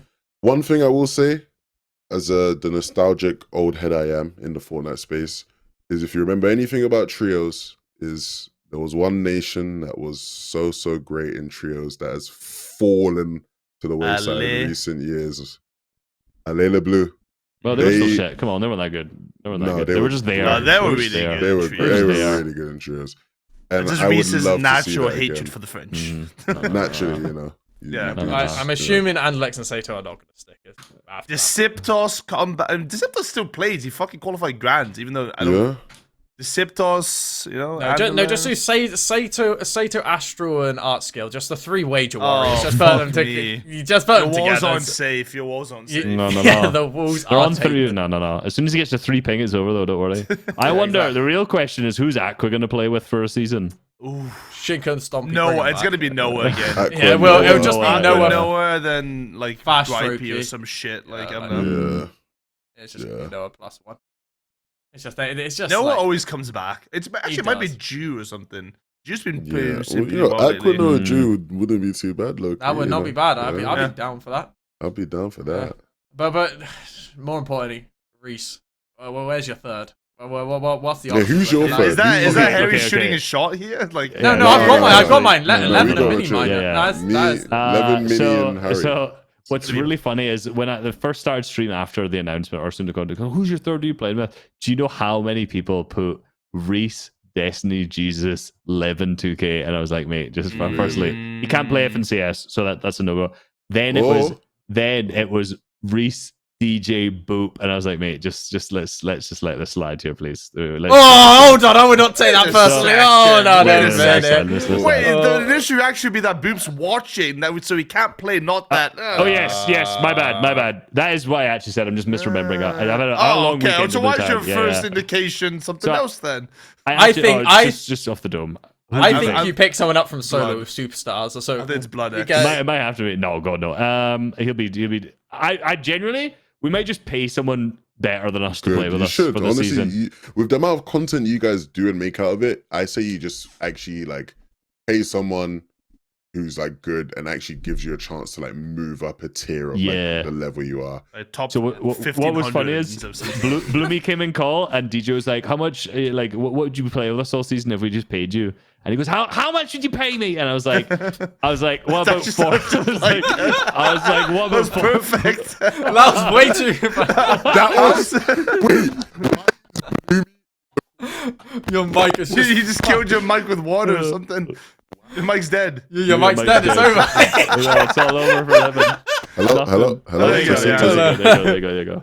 Oh, and it's gone again. It's gone. It's actually.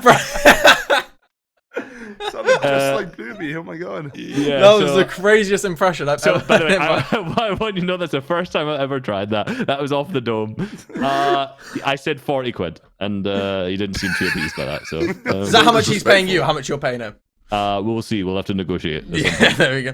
I say just get some random like 14, 15-year-old fragger. Just let them just sit in the back top and let them frag. Yeah, we need someone with some firepower. We can hear you now, Levin. That's good. Fucking pay hen. We need someone with some pain. UK lads on tour. Good shout. I think you get tops. Yeah, get tops in there. Tops would actually do that, but he's banned on everything. So He's banned in Noble and Twitch. no, he's not banned on Noble. He's banned on Twitch. I think he's still banned. He complains on Twitter. On Twitter, No, we every forgave day. him. But So I don't know. Is the moral of the story? Who's desperate enough? Who needs money? That's the question. Yeah. Wait! How much money do we really want? Oh my God. If I could play FNTS, would you play me? I got it. What's that? Joe FN. He has a crippling gambling addiction. You can pay off his gambling addiction, and he's a great player, and he's making a comeback. I've heard. Hey, I think someone just bought his Twitter account. So I would not trust that man with my audience. I'm not. Not a chance. Not a chance. Definitely. It's Levin, I heard you shooting your shot there. That's not allowed. No. I'm not. play? I'm saying if I could play FNTS, because you guys play Middle East, though. Not anymore. We're fucking not Oh, doing you're that gonna again. play EU? No, that was the worst decision of our life. That was so just those guys are just nah. The ping doesn't matter as much, on trios as much as it does in duos. But that was there's just cheaters and people were stupid, so it was annoying.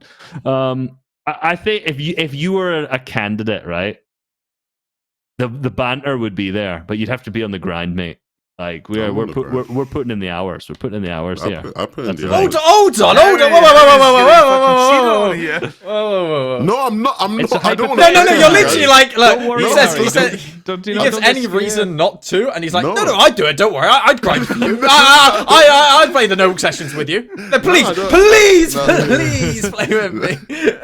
No, I'm happy with my trio, man. Me, Minnie, and Harry, we're gonna cook next year. You sound really It's crazy. happy, right? Yeah, So yeah, I'm gonna have strong words with you after this. That means you're not playing FNCS, Harry. That's it though. If you play Doesn't 11 mean in a that. minute, I'm told you guys, I'm you working get in the on it, bro. negotiations. You get in the negotiations. I'm working on it. Next year, I'm trying to get in FNCSs, bro. Oh, he's been muted by Epic. I'm working on it. Oh no, just Discord. The mic's just cut, so the Discord just cut. But yeah, Discord whatever. cut. I thought it was your mic, but the whole Discord. You just said next year. He didn't want to leak our strats. He didn't want to leak our strats. Epic is cooking it. He's getting muted. The fucking epic snipers. Big Brother's outside my watching, window. There's a red dot, bro. Watch out. Yeah, man, they ain't listening 3 hours into the fucking podcast. We spent the last hour just talking shit about random. They clicked off long time ago. Yeah. Long time ago. We're too positive about them. Well, I think this is actually the longest episode in FNtasia history. I don't think there's ever been an episode this long. We are eating good. Last week's ep got demonetized. Oh.